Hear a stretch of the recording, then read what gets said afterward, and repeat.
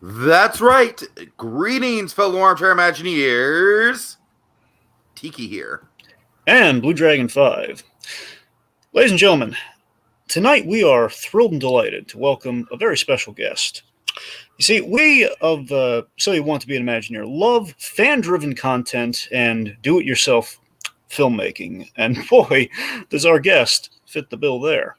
This guy's strong coffee creatively, regular Brad Bird of fan filmmaking, if you will, for over 17 years plus, if you will.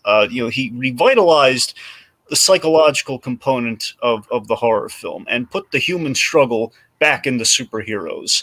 A man who looked Hollywood in its face and said, I can do it better.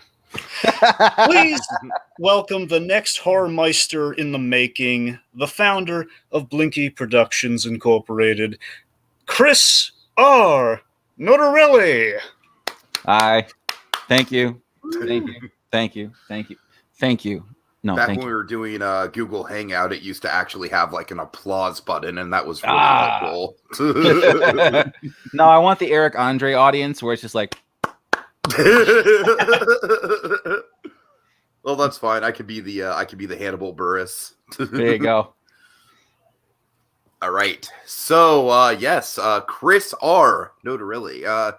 Chris, I have one super silly, stupid question to start off with. All right. Are you ready for the super silly, stupid question? Lay it on me. Okay. So living in the LA area, I have this sick fantasy that like everyone down there is just like obsessed with the room and quotes it to each other all the time. So do you get any like recognition as Chris R? No, no one knows what I look like. I've gotten basically like I'm just saying for people who know you, like. Oh, for people who know me, yeah, no, I is get there more any sort of like, hey, it's Chris R. It's the freaking drug dealer from The Room. No one has quoted me from anything I've done. I've gotten, I think the most was, hey, Blue Beetle, but that was like way back in the day, but not out here. Okay, fair enough. Yeah, it's sad. Oh, I didn't mean to start stuff off on a depressing note. I'm sorry. I was just being silly, man. Okay, it's all good. Transition point to my question. Go ahead, Dragon. Go ahead. So, Chris, just before we get down into, of course, we have some lovely live commenters. I'm sure we're gonna have some questions there. But what questions are you tired of answering? Including stupid fan questions about niche topics you don't even really understand. I guess the only thing I'm particularly tired of answering is when someone says, you know, will you make this? And the answer has been the same for the last 17 years. Hey, Chris, can you make insert blank? And I go, if you fund it, I'll film it. You know, like it should be at this point headcanon for everybody. If they want something, give me money. Yeah, And it used to be, this is the evolution of it. If you fund it, I will film it. You fund it, I'll film it. Give me money. Money. That's where I'm at now. I'm at Stanley from The Office's money. Right. Hey, Chris, I think A Quiet Place would make for a good fan film. I'm just saying, it's a big hit right now, you know. All right. Money, please. But speaking of money, right now there is a GoFundMe for something good old. We're going to be doing. We're going to attempt to do a Powdered Toast Man movie, which is going to be insane. Only because I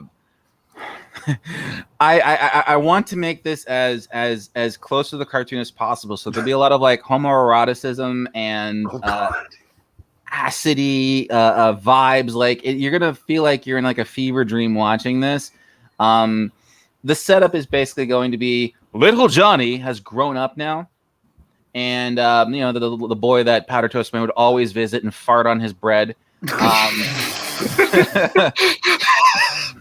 Little Johnny has grown up now and now has a life, as an elder millennial. And what happens is he finds a can of powdered toast one day, and he thinks that he dreamt that whole shit up when he was a kid.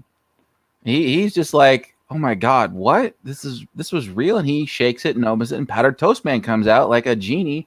And Powdered Toast Man's just like, little Johnny, you've grown up. You know, he wants to help him with his powdered toast. He's like, dude, stay away. Like now it's powdered toast man in reality. And ultimately, Powdered Toast Man is going to be like, you know, helpful and homicidal at the same time in terms of getting little Johnny back on the powdered toast.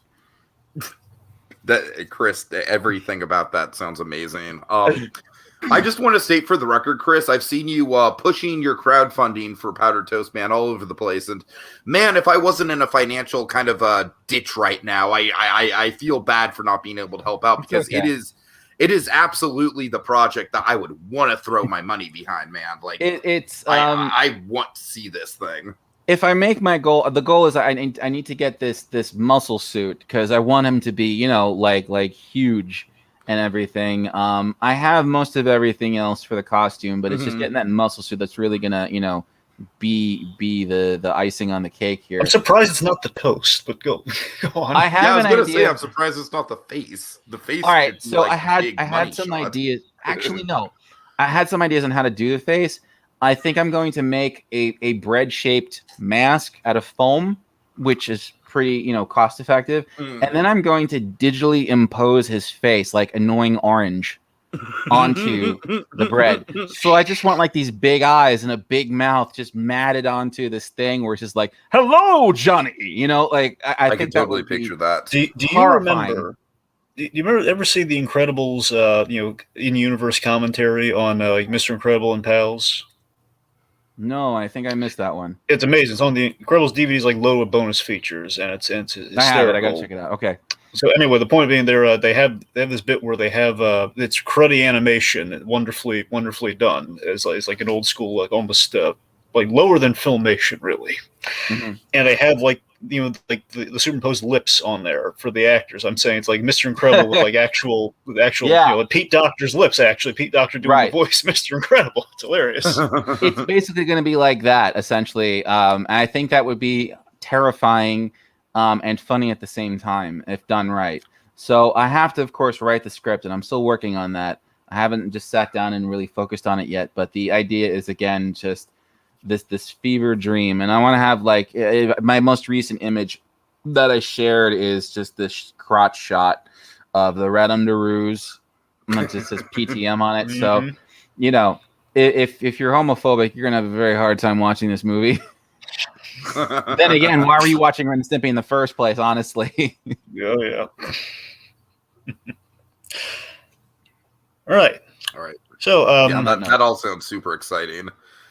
And I'm not gonna like suggest that you make this because I know what your response is gonna be, but I've always personally like in the realm of powdered toast man fan films, I'd always like to see the whole like the ridiculous powdered toast man v really really big man Dawn of Toast or something like that. I remember really, really Big Man, and I remember Waffle Woman, and I was thinking about it, and obviously, you know, budget and everything. I'm kind of course. My first goal was my nipples of the future.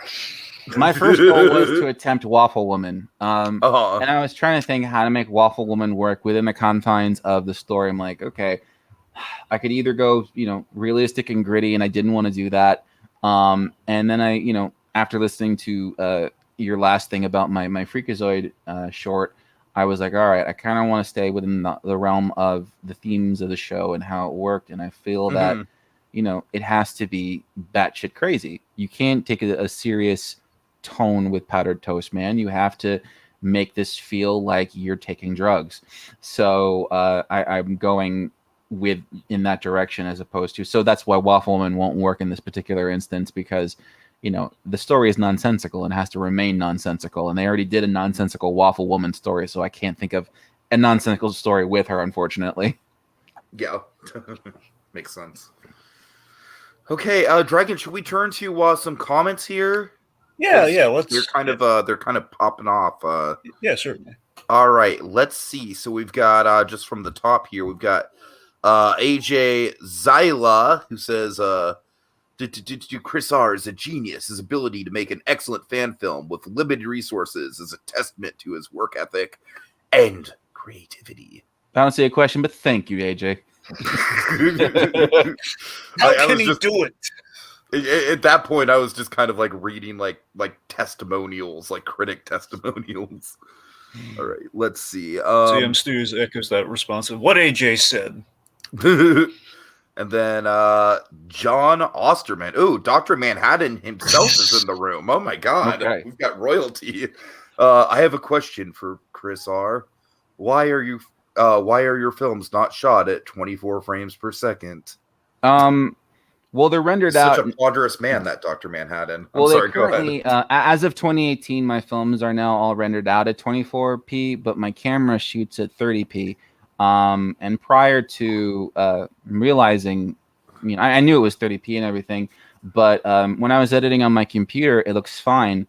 And then one day I pulled up one of my films on someone else's TV, on a smart TV, and I saw it, and I'm like, oh, I don't like how this looks. This looks bad. So, and that was back in 2018, and ever since then, I've officially started shooting or rendering everything out at 24p. So the first one to do that, I believe, was a short film called Eye for an Eye. And ever since Eye for an Eye, everything has been rendered out at 24p. So if you look at all my stuff from 2019, 2020, and now, it's all 24p rendered, Okay. but not filmed, just because I don't have that capability. And you never know if you have to slow something down. If you're doing a slow motion shot just for the hell of it, you only shoot on 24p, it's going to look choppy. So it's better to shoot at 30 and then render out at 24 rather than shooting at 24 and, then you're trapped. All right, CM Studios just put in the question. I think it'd be a good kind of thing to get the ball rolling here. What is your best film you've made and the worst film you've made? So, like, are there any kind of like, is there a highlight and a low point for you as far as the films you made? Yeah, there is. I would say they're not on my channel for the most part. I've kind of taken them off. But if you were around in the early days, I would probably say right up until about 2010, I had on my channel. It was Escape Big Trouble in New Jersey, which was a Jack Burton, Snake Plissken mashup I shot in 2005. Now, some of you are like, well, wait a second. I thought you made Escape from New Jersey. Yes, that I made in 2010. And that was essentially a remake / new story because I took, elements from the old script and everything. And I redid them better. So that was just a bad movie back in 2005, Escape Big Trouble from New Jersey, because we actually never got to finish it. And I had to, because we had a scene involving the Pork Chop Express, and we couldn't get a truck. Or if we did have a truck, but it was so dark, the footage didn't come out. So I actually had to draw an animatic and just take the audio and slap it in there because I needed to complete it. But it was bad. It was poorly acted. The guy who was Snake Plissken was just a block of wood. Jack Burton had the worst wig ever. And it was just not good. The only reason why we did it was because the guy who was playing Jack Burton was a fan, and he was a stunt guy. And actually, he did stunt work on the new Halloween Kills sequel as Michael Myers. And ironically, he did play my Michael Myers in 2005's Friday the 31st. But anyway, we did that, and it was not up to my current standards as of 2010, so I removed it in favor of Escape from New Jersey. So that was definitely one of my worst movies, and it's definitely cringeworthy when I watch it, and I haven't seen it in years, and I don't intend to or really want to. And then in terms of my best, I don't know, I think Skynet is actually one of my best, and that's obviously one of my more recent ones, but I'm really proud of that one just because production value was really good on that for no budget. And, we got John frickin' Connor in the movie, Michael Edwards, who played John Connor in Terminator 2. I mean, that's incredibly validating. Oh, wow. Yeah, you get an alumnus from Terminator 2, not 3, not 4, not Genesis, or any of those other sequels. Not like you got the lame guy who played Connor in Terminator 3 or something like that. No, you got the guy who Edward Furlong was supposed to grow up and look like, playing John Connor, and he's good. The dude had 40 seconds of FaceTime in Terminator 2, and he's actually a good actor. And he got to finally act as the part in my movie, and I was so happy. 30 years later, I'll tell you. But that was a very validating feeling for me because, I made something with an actual guy who was in the thing that inspired me to do it, and knowing full well it's going to be really, really hard for fans to discount my movie because I got the actual guy in it. You don't have to pretend, and I didn't like recast anybody, essentially. You know, I don't have a fake John Connor or a fake Arnold. I have the John Connor. I don't show anybody else, you know? Yeah, for sure. So I was really happy about that. That's definitely like up there in terms of one of my best, in my opinion. So that's my best, and Escaping Trouble from New Jersey is probably my worst. So, speaking of, I'm sorry, Tiki, go on. No, I was just going to say that really kind of speaks to, you spoke to your quality control. And I do think that, just from what I've observed of your work in the past few weeks getting ready for this is you absolutely are one of those creators where it's like constantly pushing the bar, constantly getting better. It's like I get the feeling like you don't like to do projects unless they're like in some way kind of like improving on the foundation that's already been set for yourself. Is that right? Absolutely. There's the old saying of, when you're green, you grow. When you're ripe, you rot. Stay green. So I interpreting that into, filming and everything, I want to push the bar with everything. I don't want to just do lackluster short films that I don't care about. And right. Now, obviously, not everything I do is going to be amazing. There are films that I have made over the years that I'm not pleased with, that I'm like, I could have done better or whatever. But I take what I learned and moved on to the next thing. And the next project is usually better. And then there are obviously ones that I am proud of. But I feel that every project needs to have some kind of challenge. Like in 2019, I did a Jesse Quick short film about one of the Flashes, Jesse Quick. And it's not great, but it's not terrible. It's a mediocre film at best, and I don't have any desire to either continue that or push it. If you watch it, you watch it. But the challenge in that one was to do speed. How do I, with no money, no treadmill, do a speedster, making him run? And that was my challenge for the movie. And even if the movie wasn't 100% up to my standards and it wasn't perfect, I still learned how to do the effect that I wanted to do for future projects and do it effectively. So now I intend to do a Jay Garrick Flash film, and I'm pretty sure thank you. And I'm pretty sure that my speed effects will be top notch next time around. And now I have a more competent script and I think better actors involved. So I think my Flash one will, surpass my Jesse Quick one easily. You know how you show speed? How? Give him a speeding ticket. Haha, I did that actually. I know. Sorry, dumb joke. Well, I was getting it though. I was bringing up Skynet. So yeah, very recently you've been, for a while, I guess you've been doing Fan Film Fridays, and it's been quite the sensation. A lot of live kind of turnouts, and just kind of people kind of marveling over the films collectively. It's been a lot of fun. Well, about 2 years ago, I discovered the premiere setting on my channel. I first learned about it in 2018, but I didn't really want to bother with it. And then someone suggested it, so I looked into it. And then when I was doing Tiffany and Chucky, I'm like, all right. Let's find a way to galvanize the fans and get them all to, come in and, make a thing out of it. People like to, do stuff as groups and whatnot rather than individually and alone. So I'm like, all right, when can I premiere stuff? Like, let's do Friday nights, So Friday night at midnight screenings. Everyone loves a midnight screening. So I started doing, Fan Film Fridays. Now the goal, and I actually reached it back in 2019, was to have one a week. You have no idea how hard it is to produce and shoot short films, so much so that you have enough to last you throughout the year, where you're literally putting out one a week. And I was doing that.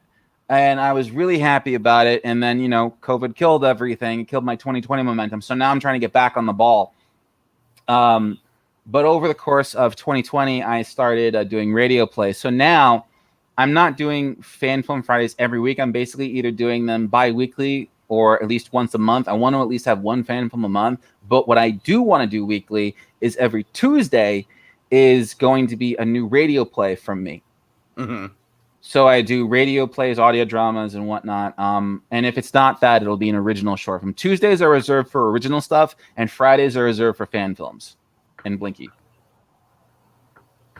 Cool. All right, let's see. All right, Doug, we've got a lot of questions, but we also Yeah. have a lot of like backstory stuff we want to get to. So where do you want to go? All right. Okay. So, let me ask you this. Of course, I mentioned the whole horror meister thing, and horror seems to be very, very big, kind of calling card with the Blinky Productions of it all. So the Nightmare Ends on Halloween. That was your first film, if I recall. Yes. Yeah, and if I recall correctly, you were in part inspired by Sandy Calora's Batman Dead End for the whole crossover fair of let's do a crossover no studio would ever be able to make happen. Mm-hmm. It kind of brings me to ask this question: like, what other fan films over the years, or in recent years, have inspired you? Kind of like that. Like, have you been kind of keeping up with any of the other stuff that may have made you think, or like, maybe I could do something. For the most part, I've tried to avoid other fan films just because I don't want people to accuse me of, stealing their idea. And I'm Sure. very, aware of that. So I try to stay in my own world. But every now and then, someone sends me something, or I find something that I think is actually really good, and I will take a moment to honor those filmmakers. This one fan film it was a Halloween fan film it was called Absolute Evil. And it was done in a documentarian style. I forgot the filmmaker's name, and I apologize if he sees this, but he did a really good job, in my opinion. It was about an hour long, but it took the events of the franchise and treated them as a real thing, and as if you're watching a Netflix documentary where they're interviewing the survivors. So they're interviewing Tommy Doyle, they're interviewing Lindsay Wallace, they're interviewing anybody who witnessed him, saw him.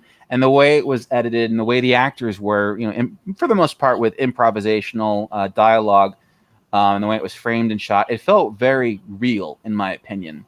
And I thought that was a great idea. And then for Michael Myers, they had some found footage of people with like cell phones capturing him, like, getting murdered and whatnot and all that. And I thought that was a really good idea. And I've had no desire to even attempt to do what he did because I thought he did a good job. And I feel if someone does a good job, I don't want to copy them. Yeah. I think that's like my golden rule. If you do a great job, I don't want to copy you. If you do a shitty job, and that's predominantly sticks to Hollywood, then I'm going to show you how it's done, in my opinion. Another really good fan film that I saw was... I got to think. I don't watch a lot, unfortunately. It'll come to me. But that one always sticks out in my mind because he did something I had never seen before, and I really respected it. All right, but speaking of some of the Halloween stuff, I watched your Myers films recently, and because I think I kind of made aware too because I was going through a lot of the Krueger films in preparation for this, which I've seen them before, but because here's the thing. I'm not a horror guy. I'm the making of horror in the horror comedy genre. Like I'm not like the audience that sit through a slasher movie. I just don't have the stomach for it. I don't have the nerve. One could say. But I gotta tell you though, I just love the kind of the style and the flair of which you kind of approach both Krueger and Myers. And in Krueger's case, a lot of psychological kind of aspects to it. In Myers' case, the editing just tremendously tells the story in a way I can really get into. I think that all right, so regarding the Myers thing, I thought about this, and I thought about all the Halloween fan films that I've seen over the years, and they always follow the same for me. Even the official installments follow this. They're long and drawn out.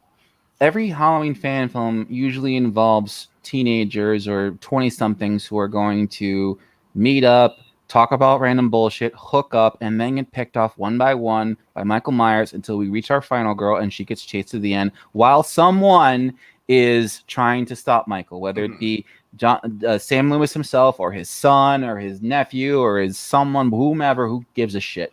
And it's formulaic and predictable. There's all these glory shots of Michael Myers, and there's someone telling the story, and it's masturbatorial. And I felt that, all right, people who are watching my movies had the attention span of a coked up sugar fiend on a 4-day bender. I don't want to bore them. And I feel having that frenetic editing back and first off filming it where the camera is just moving around, you have like that Paul Greengrass style, Born Identity documentarian style, just watching them flipping papers and talking and quick cutting back and forth to these doctors who don't give a fuck about Michael Myers. I feel intersplicing that with him stalking and hunting and murdering people changes up the pace a little bit, because now you're hearing the story and watching the story unfold versus waiting for them to finish talking so Michael Myers can do what he does best. Sure. And I feel that changed up everything. Then, of course, bringing in Dr. Loomis and then seeing, and I always want to keep a dichotomy. You have all these sunny day scenes with the doctors, and then all the nighttime scenes with Michael Myers. All the scenes involving the doctors either involve optimism, nonchalantness, or hope, where Loomis is trying his hardest versus what's actually happening, and then intersplicing that together, especially like in the first one where the doctor says, "Did you observe Michael?" "Yes." "And in your opinion, what is he?" "He's harmless." And he just straight up starts strangling the girl right after that. And then involving Krueger.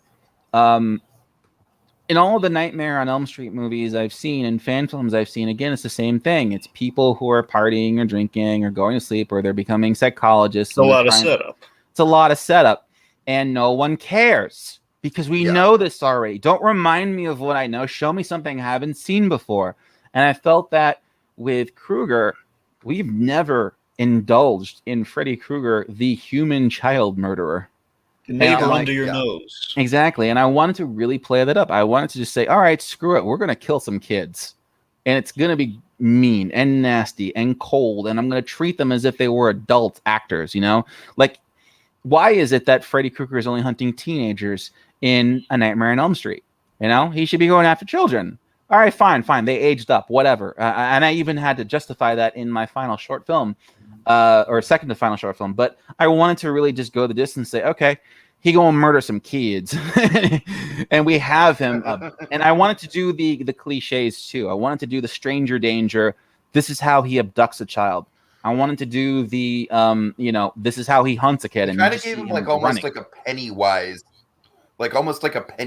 style, sort of like larger than life, like sort of like urban mythology flair, I think in the third one, when he's doing the walk through Elm Street and you get into his mind and see how he thinks and perceives people, you get there. But when he's abducting the child itself, that's straight out of Stranger Danger. It's for sure. Suburban horror, Exactly. Like and if you watched any of those like PSAs from the 50s and 60s, that's exactly what it was. Some nice guy who looks shady to an adult, but to a child is like, all right, whatever.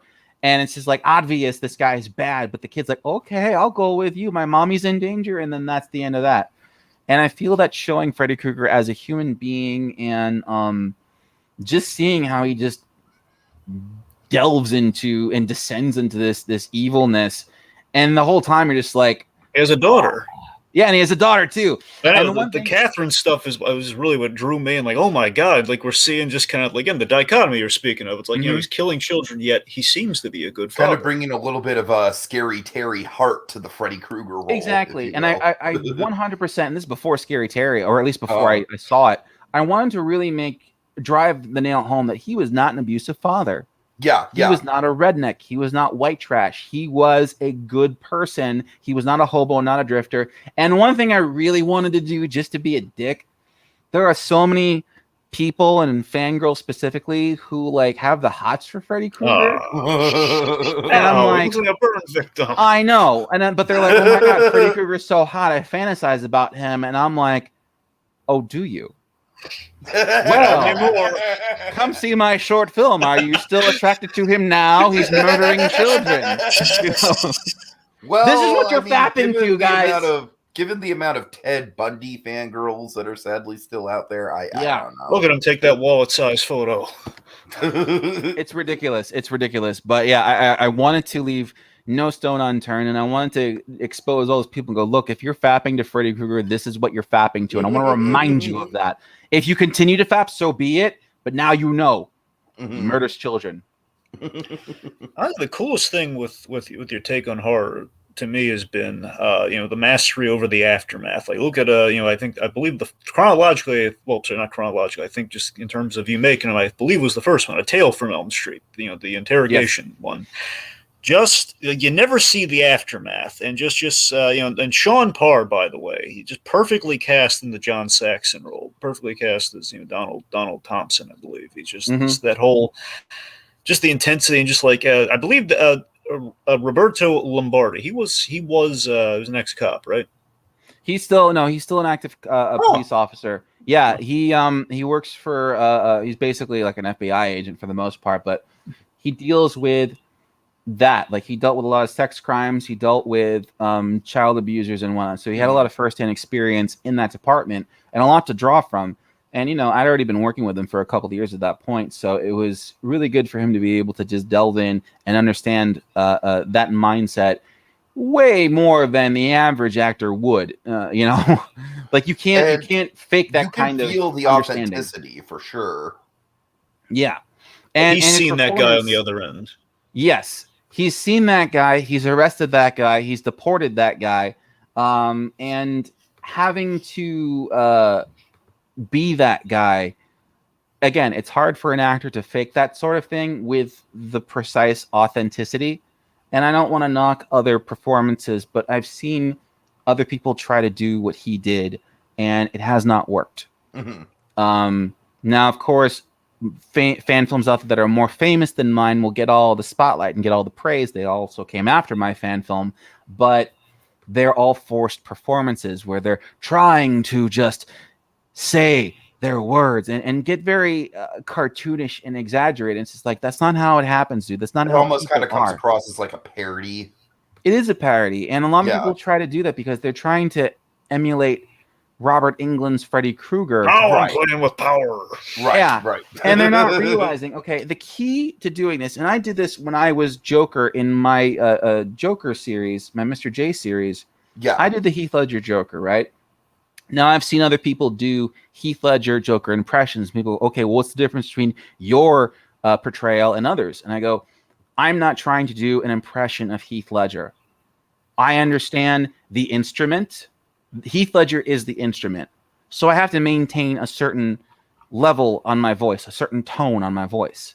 I understand that the twitches and the lip licking are part of the instrument, and I have to have that in there in order to keep the portrayal authentic.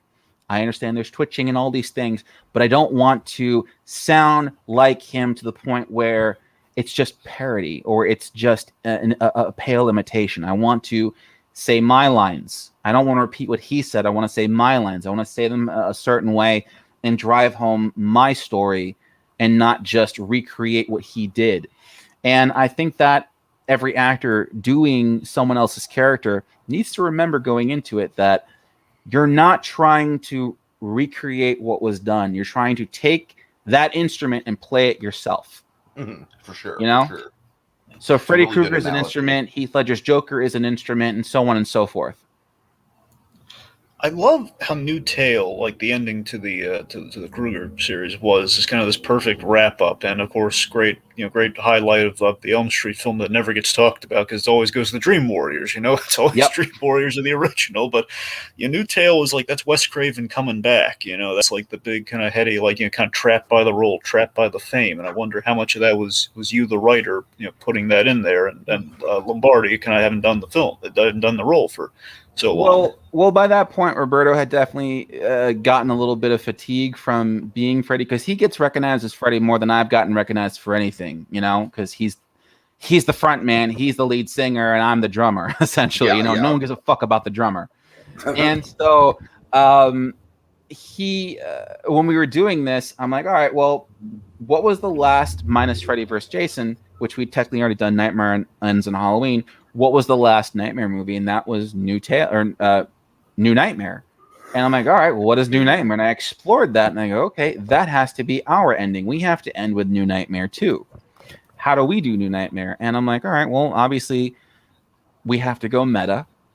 And what is a plot? Well, what are we experiencing right now? And Roberto was getting tired of being Freddy Krueger because our goal was to do a feature.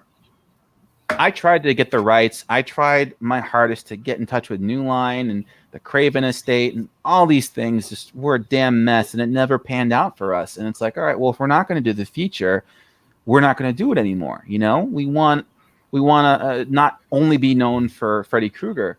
And so, how do we put that into a story? Well, what does Freddy Krueger want? He wants to be known. He wants to be seen. He wants to be remembered, as he put it at the beginning of Freddy vs. Jason. Was it I have no power if people aren't afraid? So remember me, though exactly. I have to say goodbye. Oh, God.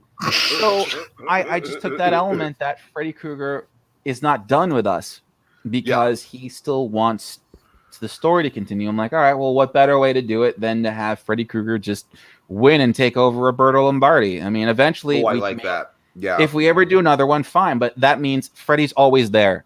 And unfortunately, now Roberto cannot escape being Freddy Krueger because he's in him.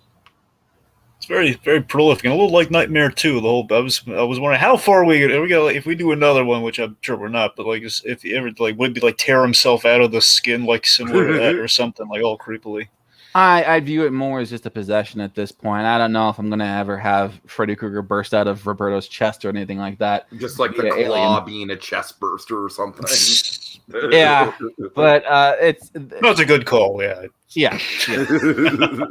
But I wanted to. I also wanted to do a little bit of acting too, so I really wanted to try and get in there as myself, and doing a version of myself I thought was kind of cool, and I also got to tap into some of my feelings because he and I did have some of these conversations about him not wanting to do it anymore, so I kind of just channeled it in there because everything that was in that script for the most part is stuff that has actually transpired between the two of us. I love how intimate that conversation was between you and the fictionalized meta version of you and Roberto, and it just again it's kind of like a more dramatic version of the Freakazoid encounter, if you will, in terms of how meta you can go with kind of like the director interacting with essentially the subject. And if Wes did it, so I had to do it. Like there was no escaping that. And I'm like, look, if Wes can write himself into a movie, I got to do it too. So, and I was happy to do that. And I was also happy to get Deandra involved, Deandra Laser, who was herself, and she's a notorious I love her, by the way, cosplayer. So we actually was 8 years had been talking about her being a part of this because I wanted her to be in Nightmare Ends and Halloween Part 2. And this is way back when, and she just wasn't available because she lives in Ohio. So, and she's always been like an advocate of the series and whatnot. So when we were finally doing this, she was planning a trip out here. I'm like, look, if you're planning a trip out here, we got to get you in just to drive this damn thing home that, this is a for fans, by fans series. And we're trying our hardest to bring in other people who are known as fans of the series. Cool. Speaking of some of the actors you worked with, we have one in the comments.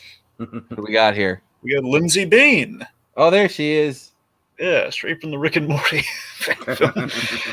What is your favorite film that you did in your first 5 years on YouTube? So the early days. Ooh, first 5 years. So that would be 04 to 09. Yeah. Crap. I gotta to IMDb. I go. It's literally gotten to the point where I don't know like everything I've done, so I actually have to constantly IMDb myself just to know where I am in my career. Like 200 plus at this point, isn't it? Dude, I'm telling you, man, it's a lot. So let's just see. The first 5 years, we're only I'm dying for you to get the 500, by the way, just for the synergy of it all. Right. I think probably in my first 5 years, the Protector. I made the Protector short film in 2006, and I was really proud of that because it was it was my first really heartfelt short film that dealt with mortality, the human condition, and it actually brought tears to the eyes of people who were significantly older than me, and I was really happy that I struck those chords with them because it's about your time being up before it's up. How would you feel if your future was yanked away from you and you couldn't do anything about it? And I really liked that element. And then I would say your father had a hand in that project, didn't he? Not that one. That was the short that I created. My father later, for my birthday in 2010, he gave me sketches in comic form, 5 pages of my script that I'd written. He'd read it, he Cool. liked it, and he just drew it as a comic. And he goes, "Happy birthday, son!" And I look at this. I Oh, go, "What is this?" nice. And he goes, "Oh, I just decided to draw that for you. You know, I thought it'd be a really nice gift, have it in comic format." I'm like, I just look at him, I go, "Where's the rest?" He's like, "What do you mean the rest?" I go, "You gonna fucking cock tease me like this? You cannot draw." There's the box, but no bow. I'm like, no. Go back to your room and finish this book. Oh God. We're gonna go. We're going all the way. You open Pandora's box here, motherfucker. You finish this, and he did. And we had at least one full book. But I was just like, God damn, dude, what's your problem? Finish the book. So yeah, he had no intention of finishing it whatsoever. He just thought it would be like a fun little gift, and I forced him to draw a whole goddamn comic book. And you know, it was cool. So we did that. So there is a full Protector comic, which is available on Amazon. That's by really the way. cool. Nice. Yeah. And that kind of sort of reinvigorated the Protector for me because, you know, it was a one and done short film. I'm like, all right, well, that's the end of it. And I wrote a movie and maybe one day I'll make it and everything like that. And like a feature. And then, you know, I was like, all right, now I have to, from that point is when I started what would eventually become the BCU, which is the Blinky Cinematic Universe. And that's when I started Tell me more about this because I want to get into the BCU. I had no idea where to start though. All right. Basically, almost everything is a good jumping point. I don't have movies where if you watch it, you're going to be lost, unless you're watching like part 2 of something. So everything Marvel with the Eternals. Yeah, I know. Fan and Fae is a good jumping point. The Protector is a good jumping point. The radio plays are a good jumping point. Haunted City is a good jumping point. Frenzy. All these things exist within my shared universe of superheroes and horror characters, and I have comic books, radio plays, short films, everything. And basically I want to do what Marvel did, but I want to have a little bit more of a diverse universe output too. It's more female driven.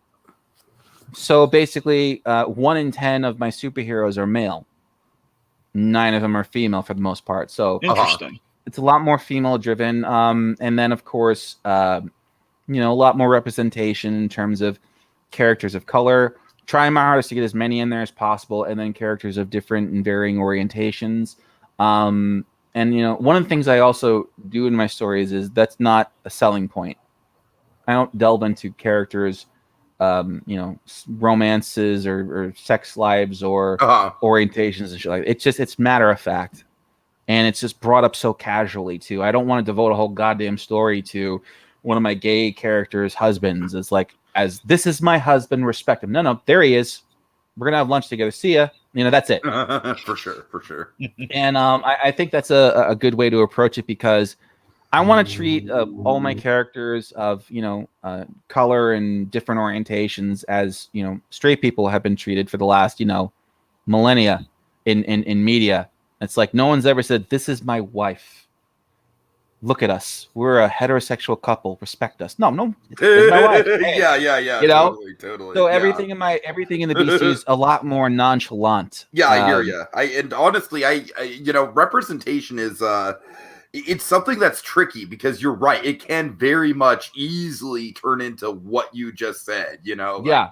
Oh, aren't we special for being here? And that is just pandering in its own right, you know. Disney's 7th first gay character.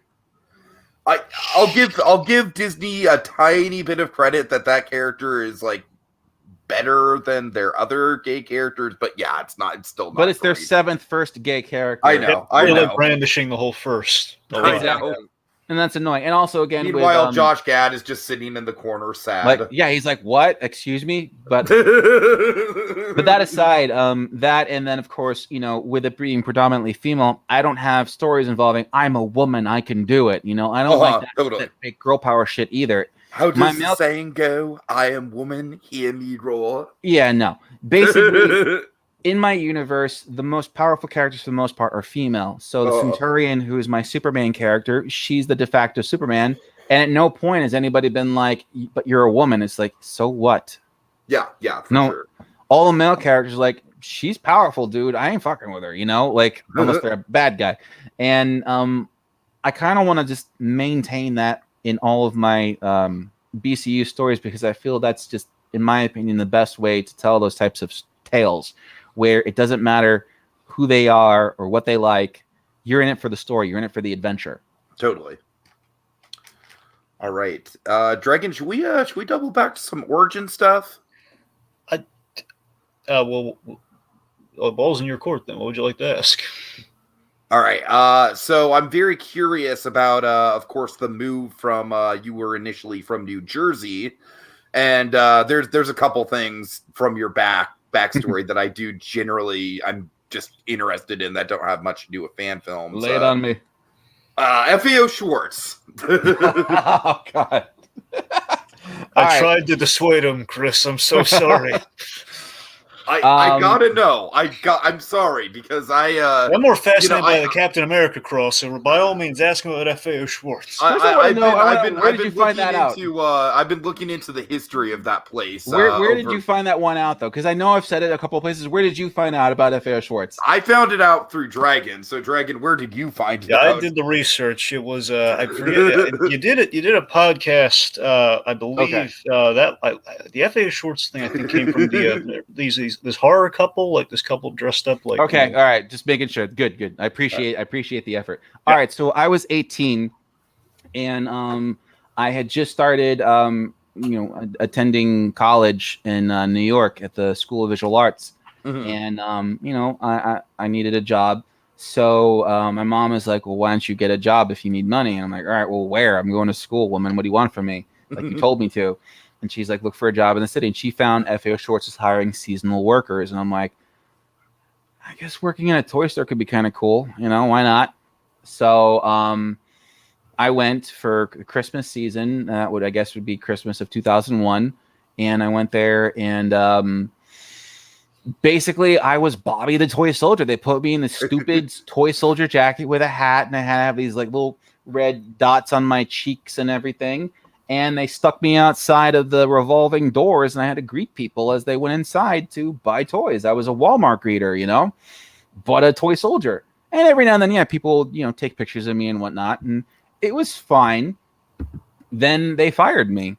And it wasn't personal. They go, just so you know, once the holiday season's over, we're not rehiring you. I'm like, why not? I've been good. And like, sorry, we got too many people working here. And I'm like, oh. You really shouldn't have told me that because I'm still working here.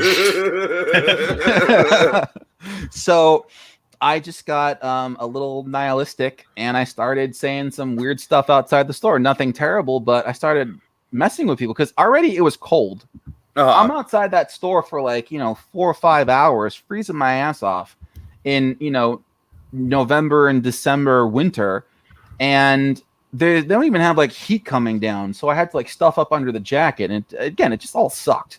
Yeah. So I started being welcome to Bennigan's, and people are like, "Dude, you got a Bennigan's in here?" I'm like, "No, just get a fucking toy, dude." And I'm like, "Welcome to FAO Schwartz. It's a 2-toy limit. Please check your children at the front. We'll return them to you when you leave." I would just, and then my favorite one was, "Welcome to FAO Schwartz. We don't bend over for rats and giraffes." But it was what it was. And so that was that. And then after that, I actually a year later, I believe, got a job at Toys R Us. So you went to work for not the rat, but the giraffe. I went for the giraffe after that. Because that Halloween, I went there and everything because I applied there. Actually, that was it. I applied at Toys R Us first in 2001 of Halloween. They were filled at the time, so I got the job at FAO Schwartz. And then the following year, they were hiring, and I applied, and I was Spider-Man. Oh, nice. But I was the human spider because the Tobey Maguire movie had just come out that year. Oh my god! And so I had made the wrestling costume. Mm-hmm. So I had the human spider costume, which now has come back into vogue with Spider-Man: Homecoming. But go on. Good. I'm happy about that. So I'm dressed up as the human spider, and actually, I shit you not, Joe Manganiello came in. Oh my god! Came in one day, and he just looked at me, and I looked at him. I knew him, and he looked at me, and he's just like, "I know you." I'm like, "And I know you. Just go." Away with you. So that was funny. But he gave me that look of "I'm going to kick your ass," and I'm like, I appreciate the effort, and I want to hang out with him one day and just remind him of that. We love Manganiello for his role in the Pee Wee Herman movie. He was fantastic. Pee Wee's in that. big holiday, I think. Yeah. Yeah. But then what happened was so I was again a little bit seasonal, I believe, because I was only working there up until Christmas, and then I kind of wanted to quit again. Then I got rehired there back in 2011, and I got the full Spider-Man suit by that point. They gave me an actual suit, and I was posing with Iron Man. They had an Iron Man there, and then what happened was that was the year that's some foreshadowing. Yeah, they were filming Captain America in Times Square while I was there. Yeah, and I was on my lunch break. I was on my lunch break and didn't know. Had I known, I would have ran out and like tackled Chris Evans and be like, "Yep!" But they ended up firing me because one of my bosses told me to go outside and get people to come in. So I walked outside and hopped up on one of the street lamps, the walking signs, and I was posing, saying, "Come on in, come to the rest." And the cop said, "You can't do that." Oh, and I'm like, "Well, I'm Spider-Man." Like, get down. So I go back in, and then my boss says, "Get back out there, get people in." My boss basically got me in trouble with the cops twice, and that got me. Dude. And at that point, they took me off. They said, "You can't be Spider-Man anymore," and I got annoyed. So what I did was I found this twine that they used to wrap boxes and everything, but it looked like webbing. So I'm just in my regular outfit, but I was just bored because I hated just being a regular worker stocking shit. Mm-hmm. So I created a web and attached it to my wrist and attached it to a box and spread it out. So it looked like I had shot a web and I just got like a Barney toy or something like that. And I started walking with it and dragging it behind me like Peter Parker with his lunch tray. Yeah. And people were laughing, and I'm like, I enjoy making people laugh. But then they got mad that I was doing that too, and they just finally let me go after that. So screw them. Those guys have no imagination. It's okay. They went out of business. Fuck Toys R Us. Screw the patriarchy. Really quick, I'm kind of vaguely curious about this because you mentioned the time frame of FAO Schwartz. December of 2001. Now I'm very curious. Like, was there a mood of like, I'm sure there was like a mood of somberness around New York, around, like this is like very immediately post 9/11. Like, what was that like? Like working in the city, like right past that. It literally only lasted until October. First off, I was there. I saw the first plane go in. I was on the damn street and I saw the plane fly overhead. I'm like, holy shit, right? Yeah. I was there during lockdown. I was there when tanks were rolling up, 2nd Avenue, and I had to take a boat home, all that stuff. So I witnessed all that firsthand. Then I was in college and everything, and they had closed SVA for 2 weeks for all this and everything when they cleared out the city. I had to then come back in on the train, and I got off at Ground Zero. So it was a ghost town down there. 2 weeks after 9/11 and everything. So seeing that, walking that was very somber. Mm-hmm. Then Halloween, I think, is when things started to pick up again. I dressed up as the Crow and I walked to Times Square, and they wouldn't let me in the mall because I had face paint on. I'm like, all right, be weird about it. Let the terrorists win. It's fine. But then I went to Times Square and I got on TRL as the Crow. Oh, nice. So that was really cool. Because I put a lot of effort. If you've seen my movies, I care about the costume. Oh yeah. Totally. So I really built most of those costumes too. Yeah, I looked really close to Brandon Lee for the most part, with the exception of my wig was kind of crappy. But I had like the electrical tape on, I had the duct tape on, I had the twine around my leg, and I had the trench coat.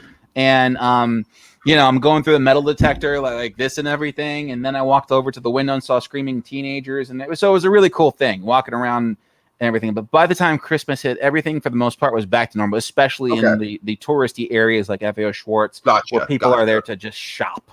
Right. Okay, I was just curious. Given the time frame.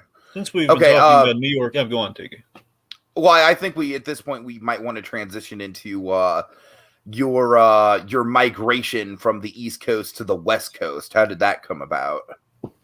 It came from a practical standpoint. I had been living in an apartment in Jersey City for about, 7.5 years. And then when Hurricane Sandy hit, we moved and moved to Newark, and Newark was a bust. And then by that point, I didn't have a place to really call my own. And I was with my ex at the time, and she's just like, why don't you just go west? And I go, I've never been out there. Everything is here. And she's like, look, if you're really serious about making it, you should go out west and give it a shot. Mm-hmm. I'm like, okay. So we packed up a trailer and drove out west, landed in Long Beach, spent a year there, went back to Jersey City, but ended up coming back again. And I've just been here ever since for the most part. And it just came from, might as well, right? I spent 30 years in New Jersey trying to make it. Let's just try California and see what happens. I mean, the one upside is that, it doesn't snow. So I don't have to worry about freezing actors anymore. Just earthquakes and forest fires. Forest fires more than earthquakes. I've only had a couple here that I've remember or felt, and they've been nothing. They're not bad at all. But yeah, I only came out to California from a practical standpoint. No other reason. Sure. Okay, Dragon, I am reading from our notes, yes, but I did want to get that origin stuff in there. So sure. Sorry, I just want to be good. Yeah, sure. Yeah. Okay. All right. So, Dragon, I've been taking the leads for a minute, so I'll kind of throw it back to you. Yeah, since we were kind of talking, New York and a little bit of Spider-Man, let's talk some of your Marvel work. Okay, what do you got? So, yeah, wait, I'm sorry, Dragon. Can I double back really quick to some of his Jersey stuff? One more thing I need to bring up with Jersey. All right. All right. I'm terribly sorry. Six Flags Great Adventure. Oh, all right. So the guy who was my Jack Burton in my Escape Big Trouble from New Jersey short film worked as Batman at Six Flags. Okay. And he invited me down to see the stunt show, and I checked it out. And he said, "Hey, can you film it?" And I'm like, "Yeah, totally. Why not?" So I went there and I filmed the show like at least 2 or 3 times because I had to get it from a couple of angles. Now, out of curiosity, I assume you were like there, like it wasn't just filming from the stands, right? You were probably like on the stage. Well, no. First, I started from the stands. I filmed the show live from the stands a couple of times. Gotcha. And then after that, he's like, "I want to get some close-ups," and I go, "Yeah. What kind of close-ups?" So I got to go back in there. And I got to ride the Batmobile like a horse. So I'm sitting on top of the canopy. Now I have a Canon XL1 at the time, which is a Gatling gun, right? So I'm holding the head of the canopy right before it opens. There's that little divot on top. I'm holding that with my dear life, straddling the back of the canopy, holding the camera with one hand, and he's gunning it, driving. So we're getting this like cool shot of the Batmobile, and it's literally just me straddling the Batmobile as they're driving. I got to go up on the blimp where the Joker escapes. So, because they were basically acting out the only close-up parts of the show, so we can get some better stuff. Yeah. But yeah, that was after hours after the park closed. But that was it's a fun night getting to go behind the scenes and getting to ride the Batmobile and then getting to just walk on that set because I had gone there as a kid too and seen the show, so it was nice to physically get up and close and personal with all of it. Sure. Now, the show itself, this is just me talking theme park nerd talk for a minute. Mm-hmm. Now, was it based on Batman Forever? Okay, so the Joker's in it. The Joker's in it, so no, it wasn't Yeah, okay. No, it was just called Batman vs. Catwoman. Okay. And they had Joker in it as well. They had the Forever costumes. Uh-huh. But Catwoman's outfit was actually the Jim Lee costume, the black outfit with the blue goggles. And Joker was more of a comic version. So they really didn't know what the hell they wanted with it. It was just like a hodgepodge. Right, yeah. Because I remember my Six Flags did a ski show that was based specifically around Batman Forever. And I remember the Two-Face makeup used to really scare me as a kid. Yeah, Then I don't think they had Two-Face in that one. I gotta watch it again, but yeah. it was. No, I don't think they did either. But that project is like, it's super cool to see. Just, you know, as someone who did grow up with not that specific Batman stunt show, but I assume some of the same assets at least were used for that. Yeah, it was definitely, and I'm sure they've changed it over the years too to fit the various movies. But it was, you know, it was just a fun experience altogether to just be inside Six Flags after hours. It's fun, and then to be on set like that was just great. I'm sure the editing for that was pretty fun too. Yeah, I mean, I basically only had to. I worked with the official audio, I believe, from the show. So they got me their actual audio track that they play. Oh, that's cool. So I just had to synchronize everything and just cut back and forth to what needed to be done right. Yeah. Nice. Any memories growing up in the park? Was that one of your one of your family vacation destinations? Because I know it's a big I don't want to say it's the Disneyland of New Jersey, but sadly it's about the closest thing you guys have. Well, we went there from time to time, but I would probably say my fondest memory would be prom weekend. My friend and I, we were losers in high school, so we didn't go to the beach and get laid like everybody else. Instead, we went to Six Flags that weekend. And what happened was we show up there ass early in the morning, and there's all these people that want to go. And I'm like, oh, shit, there's a lot of people here. And my friend was, significantly overweight, and I was at least skinny. And I'm like, dude, I think we're going to have to run. He goes, what do you mean run? I go, dude, there's a lot of fucking people here. Like, if we're going to get to, a ride, we're going to have to, hustle, or else we're going to be stuck behind all these people. Where do you want to go? You and I would get along in a theme park setting, Chris. So we wanted to do Batman and Robin first because that was the best coaster at the time. So they open up the gates. Like Batman and Robin to get there. Yeah, so they open up the gates, and it's like the running of the bulls. Yeah. I sprint, and he's like, he's like, 300 pounds. I'm like, maybe like $180. Don't play the Chariots of Fire theme, quick. Yeah, I'm running. I'm hopping over bushes as people are running alongside me. I make it past the crowd. I make it into the superhero section. It's a ghost town. Moments where I turn. I'm like, Charlie, where are you? I turn back, and behind me, I see, if you've ever seen Pirates of the Caribbean 2, where Jack is being chased by the cannibals. Yeah. I shit you not. I see rounding the corner. All of a sudden, this herd of people chasing me. Chris, I go, run, bitch! I make it. Swim! Yeah. It was like James Alba, flee, fat ass, flee! But yeah, we made it. But that was probably the funniest moment at Six Flags. My fondest memory is just seeing him running his ass, being chased by this herd of kids running behind him for different reasons. But yeah, that happened. I'm just imagining like an army of Under Armour wearing like preteens in back of him. It was something like that, yeah. But it was just a very, very funny. Half of them in Naruto shirts or something. This is pre-Naruto. This is okay. This is 2001, fair enough. So we're looking at more of a Dragon Ball Z era. There you go. And Jinko jeans. A lot of Jinko jeans. Yeah. All right.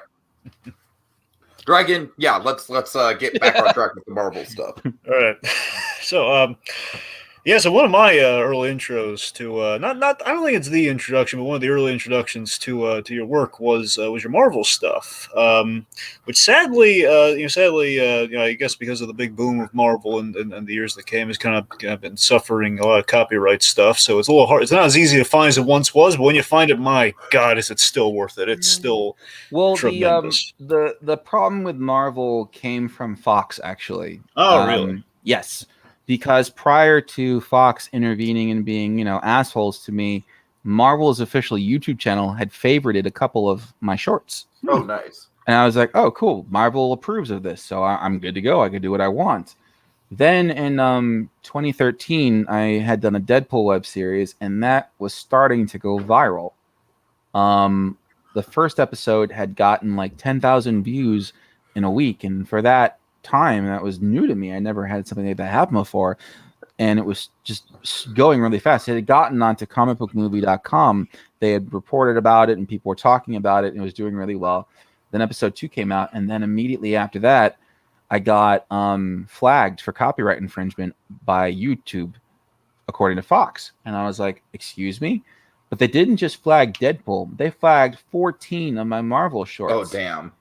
And so Deadpool, Punisher, Elektra, Coulson, I'm like, what's going on? Why are you doing this? I don't even remember them owning Punisher. Yeah, no, they didn't. But because it was Marvel, they got anything that was Marvel related. That doesn't even like. I know. That doesn't even make sense. That's fucking stupid. And so I fought it, but they copyright strike my channel with two strikes. It was one for Deadpool and 2 for everything else. And one more strike, my channel would have been deleted. And I got scared. And I'm like, all right, fine. I'm deleting everything. Leave my channel alone. But I was pissed. So I had actually called up Fox Entertainment and I had tried to reach out and I got in touch with their copyright department. I go, why did you copyright strike me? I'm not making fun of your property. I'm not insulting you. There are other Deadpool fan films up there that are still there that have more views than me. Why did you hit me like this? And I shit you not, the guy said, you made us look bad. Oh my God. He said that? Yeah. And I'm like, and my response, then hire me. And he said, no. And I'm like, you motherfucker. Like, if ever someone makes a fan film about one of my movies, one of my characters, and it's such a good job that makes me look like an idiot, I'm calling that person up and I'm saying, work for me. Because you know my character's better than me now. And I cannot, you will be my successor. You know, like I never, ever, ever want to be upstaged by somebody else. And if I am upstaged by somebody else, I want them on my team. Simple as that. And I feel that because, you know, Hollywood does not have that same mentality, we have shit.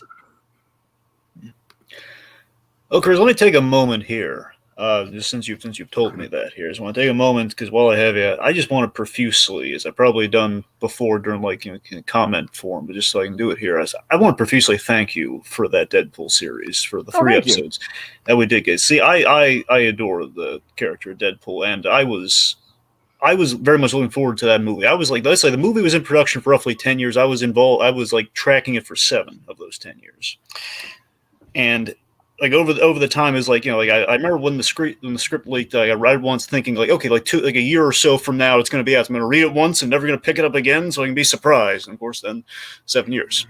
Yeah. But so like over the years, like, you know, there was always like the closest thing you're ever going to get to the movie, and there was like the Deadpool game. But then, and you know, there were some other fan films which I liked, but still, you know, it wasn't quite the same. But then your fan series came along, and truly, to me, that was utter perfection. I was like in my headspace, like that's possibly, if we never see the movie, this is the closest we're going to get to Deadpool on screen done right. And I was just elated by it. And of course, when it went away, I was very much like, oh, no. It is. I had my memory still of it, which, you know, like I'll tell you the giant gingerbread man, all that. I'll tell you how it was going to go. And I'll tell you how I figured out how I wanted to do it. And I said going into this, Deadpool can be the only character who's funny, and everybody else has to think that he's not funny. No one can laugh at his jokes. Yeah. And, like Boss Lady. And he is an annoying person. But it can't be, and I hate the constant, I can't wait for you to shut up, Wade. Like, I get it. Everyone does that. Yeah. But you have to approach it from a different kind of angle. You have so I took it from the perspective predominantly of Domino. I think Domino has the best way to approach Deadpool. She's a serious assassin. She's hardcore, down to business. This is my job. And then this dumbass motherfucker is failing his way to success. And it's like, is that not infuriating? Does that not drive you crazy? Are you like, why are you hiring this guy? Like, get rid of him. And the amount of stress that Deadpool must cause to anybody has to be maddening.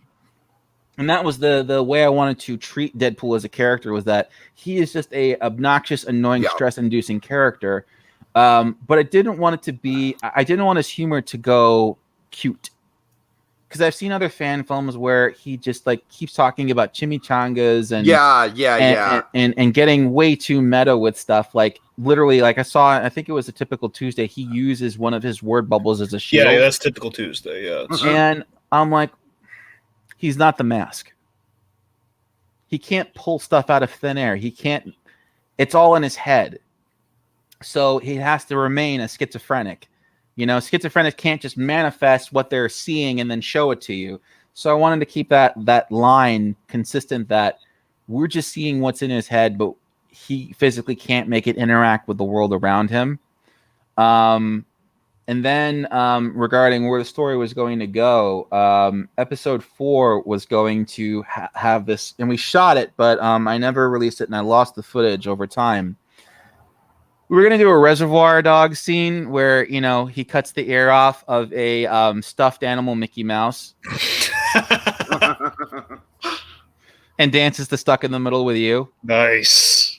And this now is, of course, more than ever. That was, of course, during the time where he, is on suspension. So he's suspended and bored in his apartment. So he reenacts Reservoir Dogs with a stuffed animal Mickey Mouse.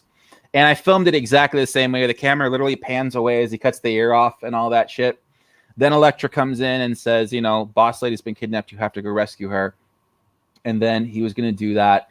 I had this amazing exchange between Deadpool and Sabretooth. Sabretooth beats the ever-loving fuck out of him and kills him. And then we dissolved to... there were several ways I wanted to do this. One was he was going to be at a picnic with Death.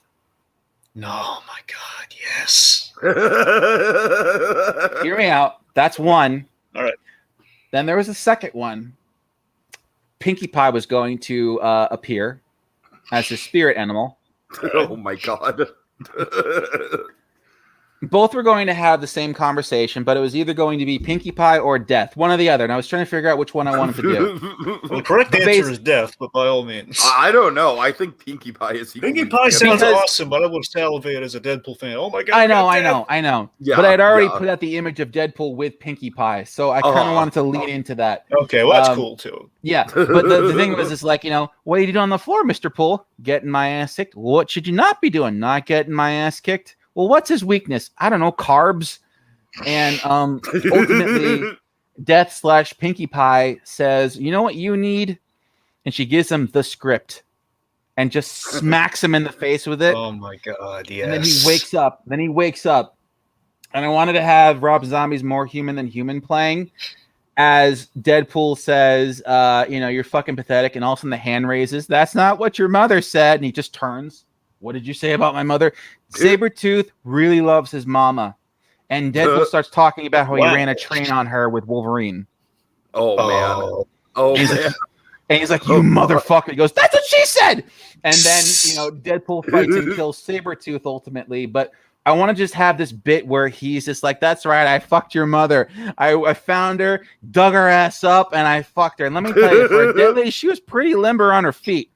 And he just has this vulgar, disgusting conversation to enrage Sabretooth, of course. And then, does that. Now, an alternate version of that included him pulling out a game controller, typing in a cheat code, and that's when a portal opens and Lady Deadpool hops out. And the two of them Super Saiyan Deadpool, or Sabretooth. You're not making this up. You're telling me that you're gonna have Lady Deadpool and you're gonna do the Super Saiyan thing. They were gonna literally how they both do that and everything. Yeah, you're gonna do the fusion dance. They were gonna do the fusion thing and just destroy Sabretooth at that point. So that was part of the script and everything. And then season 2, I was going to introduce Dr. Eleanor. I forgot her name, but she's the one who's obsessed with Deadpool. She's a super fan. Yeah, that was from the Daniel Way run, I believe. Yeah. They did kind of a little stab at Mad Love Deadpool, yeah. She's been collecting all of Deadpool's severed body parts and created Evil Deadpool. You were going to do Evil Deadpool? Oh, my God, yeah. She ends up kidnapping Domino in an attempt to lure Deadpool to find her. And basically, she's like, I'll give you back Domino, but you have to have a 3-way with me and Evil Deadpool. Oh, my God. So that was basically the plot.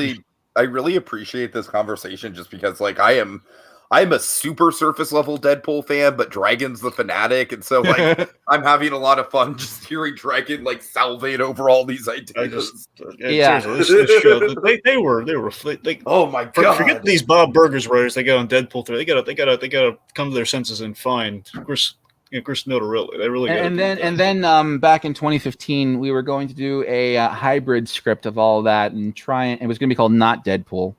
It was going to be my fuck you to Fox. Totally. In that one, I basically revamped the script and I changed Sabretooth to Cyber. You know, that villain Cyber. And Squirrel Girl was going to be Deadpool's partner. That makes sense. He has teamed up with Squirrel Girl a couple times. And he keeps calling her Jailbait the whole time. And she, Boss Lady teams up. He's like, but she's Jailbait. Why? Jailbait. So, but that was basically it. And the villain was going to be Norman Osborn. Nice. We're gonna have a Iron Patriot and Green Goblin situation going on. So that was the intended plan for Not Deadpool, but I never got to make that one either. So yeah, it is what it is. I ended up moving. This is all wonderful stuff. Just even in the mind's eye, I gotta tell you, I'm digging all this. Yeah, awesome. All right, well, thank you for that. So tell me about the Punisher series, because I also really love that. 79 to 82. The four. Yeah, I was super into that one as well. That is I think the Punisher is a really, really hard character to get down, like the vibe of it.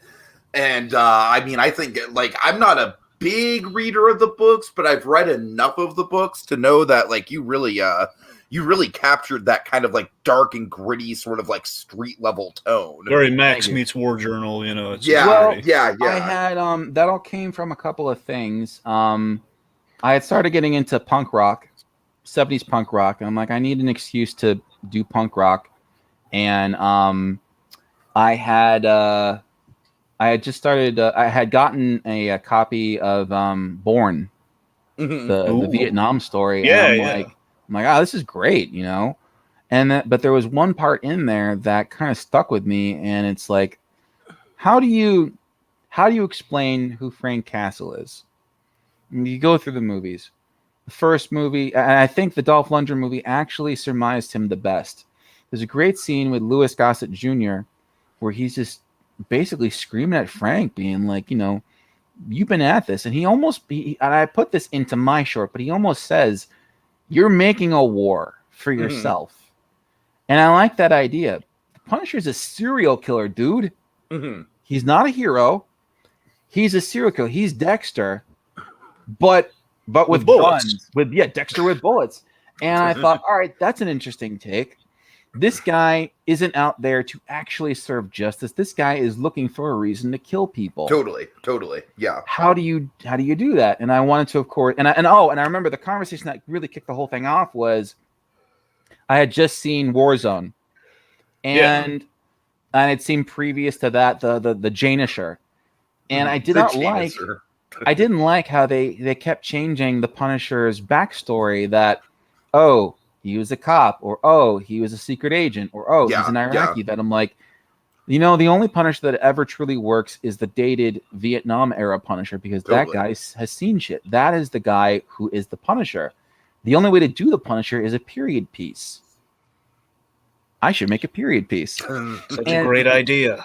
And I thought that's what I want to do. I want to do a period. And I was adamant. I said the only way the Punisher works is as a period piece character. You cannot do a modern day Punisher and have the same effect as Vietnam, because it was just the worst war for Americans to get into, because it was a pure scam and we lost and our vets were treated terribly. So I wanted to really just get into that psyche. And again, coming back into America, you have the rise of heroin and cocaine and crime, the taxi driver era of New York, the golden era of crime. So I want to really get into that. And so it all feels like Frank Castle's bread and butter for sure. Exactly. He just fits like a glove. Yeah. So I did Punisher 79, and my ex at the time lived in the Bronx, so we went to a lot of Bronx areas that were still, dated and looked dirty. And I knew a guy who had some old cars from the 70s, so we put that in there. And then I'm like, all right, for story, what do I want to do? I'm like, I want to have Jigsaw. I want a disco Jigsaw. How do you do disco Jigsaw? and I'm like, And I thought to myself, this guy is a low-level, scumbag who thinks he's smart. What better way than to have him try and read from literal Shakespeare and suck at it? And so, yeah, that was the first short. And then when I wanted to do the next one, I said, all right, I want to set each one a year apart so I can change up the music and have time progress and see how things work. So Punisher 80 was one thing I've always loved in the Punisher is always the Santa motif. There's always like a scumbag Santa somewhere. Mm-hmm. So I'm like, I got to do that. So I put in my scumbag junkie Santa. Frank Castle, not a fan of bad Santa. Yeah. And then in 81, I wanted to finally bring in Daredevil, and I wanted to get that yellow suit. And Daredevil, the yellow suit Daredevil was big, man. My favorite Punisher story ever is from the Max book. It's the issue 3 Choice, which they adapted into the Netflix show. The whole the big conversation between the two. I love the kind of homage to that, just like having like a big pointed conversation between the two of them. That was cool. Pretty much, yeah. And I wanted to have the idea of Punisher is always right, at least in his mind. And even if the character is altruistic, who speak like Daredevil is altruistic and correct, politically correct, it doesn't matter. The Punisher is a fucking asshole and will do what he wants, and he's that kind of guy. So I wanted to have that conversation between them and really delve into that, and then of course have him being politically incorrect and making fun of his outfit and everything, which then led into Daredevil 83. Where he takes that lesson, and then you see that jumping off point where we see it now from Daredevil's perspective, that interaction, how it ends and how it motivates him to get the red costume and try to be that hero, and how it still blows up in his face because this is a Punisher world we're living in. And then in Punisher 82, that's my favorite, by the way, of the bunch. That was just to have fun. I wanted to have some AC/DC in there, and I broke my rule for that one. I put in Thunderstruck, even though it wasn't made in 82. It was like 89. It's so perfect, though. It's just a good fucking song, man. Every time, Chris, I'm not making this up. Seriously, every time there's so many of your fan films where a lot of times I'll just think of like them because those musical choices just kind of they just complemented the material so perfectly. My go-tos are always the Thunderstruck Punisher moment and Coulson's "It's Hip to Be Square." those are always, every time I think of those characters, I'm always thinking about like those are just some of the most perfect like just moments for those characters. You had so like Punisher's going on tear of all these, like you never in a million years like on fan films say like, you got Crossbones, you got Bullseye, you got Typhoid, man, oh my, it's amazing. Nuke, he did freaking Nuke. I wanted to have just basically an onslaught of characters that he would just go through. And one thing I try to do in general when I'm making fan films is I try to really I put a lot of thought into the music that goes into the shorts, whether they be, a soundtrack or a song that just is the character. Like you said with Thunderstruck and Hip to Be Square for Coulson, I really think that out thoroughly. Like I have the playlist, and so each Punisher short, that soundtrack is specifically made. Like the Beatles song at the very beginning, where I forgot the name of Come Together. I thought that was just perfect for who Punisher is and who Jigsaw was. And then Thunderstruck I thought was great. Bad to the Bone's another one. Prowler by Iron Maiden. I wanted to take that a little bit further actually. After we had done 82 and we had done 83 with Daredevil, I was going to now branch off and I was going to do Captain America 84, Moon Knight 85, and possibly Wolverine 86. That's nice. Unfortunately, Captain America 84 killed my desire to continue that because I was actually going to play Cap, and we filmed it, and the guy who was filming it was just terrible, and I was so upset about the footage because I told him how I want it shot. I showed him my work. I'm like, please copy my style, and he didn't, and I injured myself on set, and I ended up getting strep throat from the experience because we were filming in February and I didn't wear any kind of padding because I wanted to bulk up naturally. And it looked bad. It was, just bad altogether. And it wasn't something I was proud of. So I shit canned the project. And by that point, the guy playing Punisher and I fell out of touch. And so the whole thing died. But I was going to then do Moon Knight afterwards. Was it? I think, Moon Knight was 85, in which Mark was going to end up having to kill his half brother, right? Who was the serial killer? I forgot his name. I don't know if that's the one Ethan Hawke's supposed to play or not. I'm not Maybe, but that guy, basically, we were going to open up with that one. I wanted to do a parody and an homage to Dark Knight. So it started. Punisher was supposed to be in each one, you know.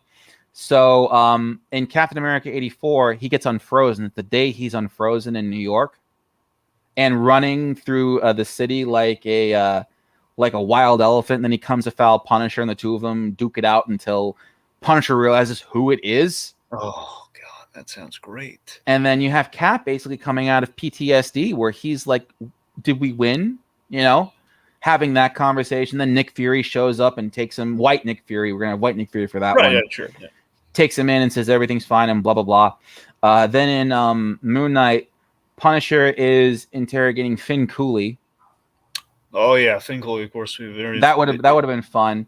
Yeah. And then Finn Cooley's not talking, and so basically he brings in Moon Knight, and Moon Knight goes full Batman on him and gets the information that he needs and goes after his half brother. And then for Wolverine, I wanted to have I remember the score for that one. I wanted to have Billy, the song "Stroke," I think it was by Billy something. You know, shit. I'm sorry. I wish I could help that. I'll go on my iTunes. Give me a second. But I had two specific songs for that one. Let's see if it's in my playlist here. It was going to be Billy Squier, "Stroke." And then we were going to go into Ace of Spades by Motorhead, because I wanted Wolverine to get into a fight with somebody at a bar, and then he's just like, "This is the part where you run," and then Ace of Spades plays as he chases the guy out and like just beats the air-blowing crap out of him. So yeah, that just all sounds so wonderful. Again, that Captain America pitch to me, just like the idea that you built up the whole, the Vietnam experience and basically PTSD from one to another almost. I think. Well, the point in that story, basically, Cap is running, and he comes to foul the Punisher, just beating the crap out of a crackhead for some information, and Cap instantly is just like, "Leave him alone," and Punisher's like, "Don't fucking worry about it, I got this," and Cap shoves him, and then Punisher's like, "You shouldn't have fucking done that," and he sees the outfit, goes, "How dare you wear that? Take that off." And he's just like, "Who do you think?" He goes, "I'm Captain America." He goes, "Yeah, bullshit," and they start duking it out and everything. And then once Punisher realizes that it is Captain America, he refuses to fight. While Cap is like hitting him over and over. He's like, "Why won't you fight back?" He goes, "Because you inspired me." And that's when they finally have a talk. Yep, the Civil War moment. Very nice. And then Cap is just like, Punisher says, "You're the reason why I did what I did and why I became who I am." And he's just like, "Well, then stand down." He goes, "Yeah, no." Cap is probably terrified by that a little bit. Yeah. And he's just like, "Look, I respect you, but excuse me, I got to attend this." He pulls out a fucking gun. He's going to go kill the guy. And that's when they fight a second time. And then finally, Nick Fury shows up. But before Nick Fury shows up, Captain America kind of breaks down, and he's just like, "What happened?" And he goes, "Look," he goes, "Did we win?" He goes, "Yeah, we won, but we lost a few wars since then," and has that heart to heart with them. Then Nick Fury shows up and takes care of everything, and then the movie ends basically with one of those like, "And I'll see you around, Castle." And he's like, whatever. So yeah, it would have been nice. Awesome. Since you brought up Cap, real quick, I love the Coulson films very much. If there's anything that Dragon loves more than Deadpool, it's Cap. Yeah, I adore him. So Cap very much invested me in the character. So regardless, of course, even taking on Coulson of all people, that really definitely struck a chord with me. And Coulson's Day Off, I think, is just perfect. It's one of my favorite of the fan films. So it's like in a top 5 or top 10 category, no question. Such a lovely tribute. Andrew Roth, he's just perfectly cast in the role. I mean, I don't know what you did in the previous life, Chris, but you please the casting god somehow, because all the casting in your fan films has been flawless. I think I just understand personalities. If I'm around somebody long enough and I understand what their personality is, I can then translate it through casting and through direction. When it came to Coulson, I don't think Agents of S.H.I.E.L.D. had come out yet, and I was part of the whole bring back Coulson thing. So I was like, "No, you killed him. I like that guy." So we did the first one, and I found all that fan art at the end that I wanted to throw in, and then the second one was just I wanted to really just have fun in that short and just show how much of a Cap fan he was, even if borderline cartoonish and cheesy. I wanted to just make him such a straight edge cardboard person where you're just like, this guy has no life. You know. We were going to do actually a part 3 where he was going to meet Deadpool. Ah, it's nice. It has done that in the comics too. That's pretty cool. Yeah. I wanted to do this is back in 2013. What would happen was he was going to go to Stark's to talk to him about something, and Deadpool is there to kill Tony Stark, but Tony Stark is not home. So you see Coulson opening the door and catching Deadpool in the refrigerator, like pulling out a sandwich.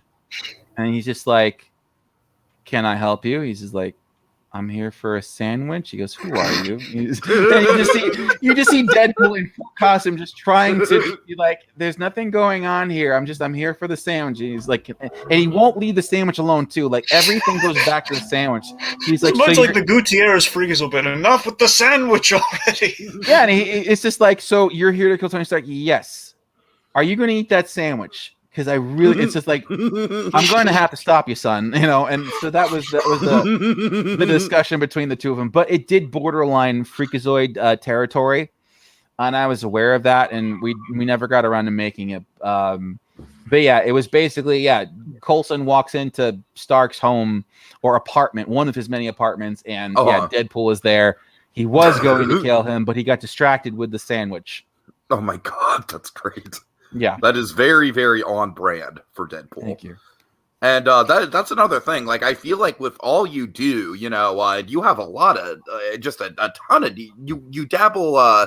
You know, your main two, I would say, are probably superhero and horror, but you dabble in a ton of stuff, man. And I like, for as many IPs as you cover, you always get to the root of it. You know, no matter if it's like something like Freakazoid, where it's like, hey, how do we handle a Freakazoid fan film?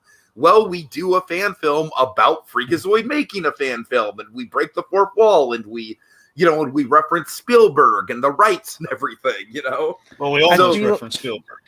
I feel that, all right, when it comes to understanding a property, and one thing I always wanted to do when it comes to my work is I don't want to be pigeonholed as one thing, you know? There are a lot of fan filmmakers out there that are only known for one thing. When you think of Sandy Colora, you only think of Dead End and maybe World's Finest Trailer, you know? You don't think of anything else because he hasn't done much of anything else. And his original stuff, he's got his fan base, but that's it. When you think of John Fiorella, who did Grayson, you only think of the Grayson trailer. Mm-hmm. When you think of Bat in the Sun, you only think of their Batman fan films because they're literally called Bat in the Sun. But when you think of Blinky Productions, there's a lot.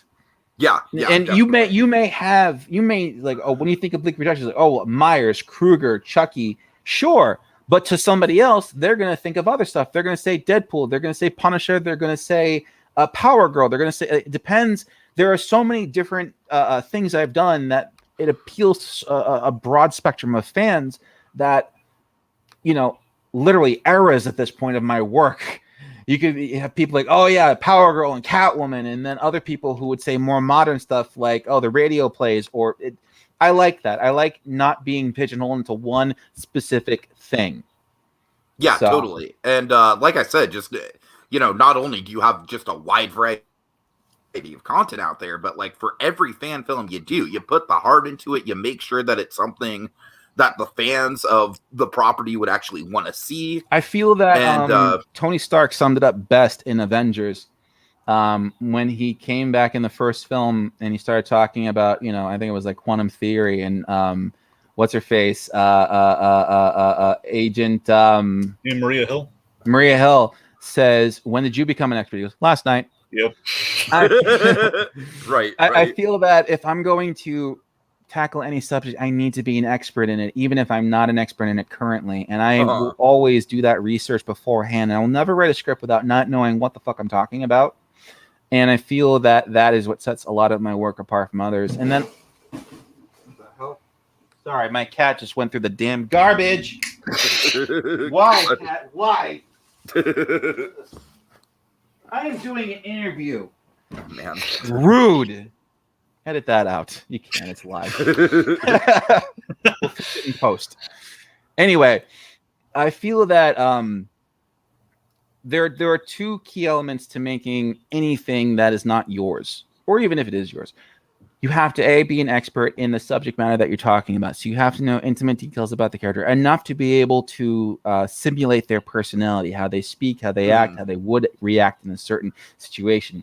Then two, you need to find an angle. So, for example, when I did my Punisher short, the very first one, I go, okay, how can I do a Punisher movie that hasn't been done before? What is Punisher's big thing? He's an alcoholic, has a lot of guns. He's an asshole. Okay, we've seen that before. What have we not seen? We haven't seen the Punisher MacGyver his way out of a situation. How do you do that without a budget? Tie his hands behind his back. What if his only weapons are his words? How does the Punisher survive without murdering somebody who's trying to kill him? Thus, we have that interaction back and forth between him and Jigsaw, and then Jigsaw wants to kill him but can't, and Punisher's basically killing time. And then he's got to kill something. He's going to kill time. Right. Yeah. Then you look at other things like, for example, the Myers series. How everybody knows about Michael Myers. He murders people, and is the build up. And with the Myers series that I admire is that how you basically took you basically played it as like straight urban mythology almost. You know what I mean? Like you kind of took the story of Michael Myers and you kind of like crafted it into like this you took all of the qualities of like the modern day boogeyman of it all, and you really kind of drew it out as realistically as you could with that world. I feel that, all right, so for the Myers one specifically, I realized one thing I wanted to do in this, and this is a subtle thing, is we're living in a moment. So for the score, if you listen to the opening theme, it's the Halloween theme slowed down like 400 times over, like 400% slowed down. So you're hearing one note that drags out for 30 seconds before it hits another note. And I'm like, this is what this is. We're living in the moment right now of these memories and everything like that. So I wanted to play with that aspect rather than just playing the traditional Halloween theme. I wanted to play the theme slowed the hell down so people have that atmospheric feeling of it, And I again, putting in these angles and really helps motivate your story and drive it away from other things that have been there. I did an Hourman short film back in 2006, and I said, all right, who's Hourman? Hourman has powers for 1 hour. He's precognitive. I keep trying to explain how awesome Hourman is to this guy so far. And in mine, I go, okay, well, what can you do with Hourman that hasn't been done before? I'm like, well, what if he overdosed on his pill, on his Miracle pill? And I'm like, he'd have some serious roid rage. And that was my story. I want to have a roided out Hourman just going bonkers, and I played that up. So I feel that to anybody who's watching this, and if you're trying to write a story, not only understand how your character thinks and how they, interact, what is something that how do you piss them off? How do you piss off your protagonist? How do you piss off your villain? Because if you know how they get pissed off, you know how to write a compelling story. I feel like that's a very clear-cut way to, because everyone tells you to, like write an obstacle for your main character, but I feel like, no, just piss them off, Well, like obstacle or no obstacle, just get them mad. Like that's a good writing shorthand. How do they interact when they're angry? How did Captain America interact when he's angry? When Superman, in my Superman End of an Era short, the whole point is we're trying to push Superman to the edge of the story. Will he break or won't he break? That's the point of the story. Now, we've seen him break over and over again. That is predictable. But what does it take before he would even consider doing it? How do you piss off Superman? I wanted to explore that element. I wanted to make that the crux of my story. Lex Luthor is trying to literally piss off Superman in my story on purpose, And I feel that always taking in that element will help guide your story better than the usual create an obstacle, have your protagonist overcome it. No, get personal, get dirty, get mean, get nasty. Mm-hmm. All right. Speaking, there's before we shift gears here, I want to shift gears to DC for a bit here, because there's some stuff we got to get to there. Let me let's go to John Osterman's comment up here. Tiki, it says, When you're shooting, what is your top priority? Is it efficiency? Or making sure you're covering the entire shot list? Because I've seen a little bit of you in action when you shot one of the Protector. I think it was like the advertisement when you do it. We're going for Midtown Comics, so you seem pretty like a little Charlie Hustle when you shoot. Obviously, you get things done. There's probably some prep work goes into it. It's like, what is your plan usually? How's your process evolved? I guess. Well, contrary to popular practice, I don't storyboard. It's just all up here, and the goal is all right. I always have to make sure I have my two shot, my medium shot of actor A, my medium shot of actor B. I always want to make sure I have an establishing shot and a wide shot, maybe a two shot of the two of the minute. I let the actors really just shine. So the goal is to just capture the actors doing what they got to do. Unless there is a specific thing that needs to be done that needs to be cool, like in Skynet, there's the shot of John Connor walking across the landscape. I needed to have that there, and I set that up on purpose. I knew going in I wanted to have that kind of shot. But I always just know that stuff going into it, And I usually allot myself enough time when filming that I can have that. But I don't. But to the average onlooker, it looks like I'm pre-planned in doing this. For me, it looks like I'm taking my time because I move that fast. So I go in there ahead of schedule, and I'm ready to film. But in the time it takes me to mess around and find the shot I like, 30 seconds have transpired. Whereas the average filmmaker could take a longer time than me. I'm just like, do that, and that's it. That's it. I'm done. All right. Okay, so let me spotlight some of your DC work. Obviously, it's kind of a numerous. I'm just going to key in on a few things that really kind of are some of my go-tos. I actually put out a poll recently asking from your like kind of the director's choices, if you will, like what are some of the like asking the folks what their favorites are. And honestly, you already kind of mentioned one of mine. So Superman, End of an Era, and some of your DC perspectives here, specifically Batman Dante. Those are my favorites. I do love those. Certainly.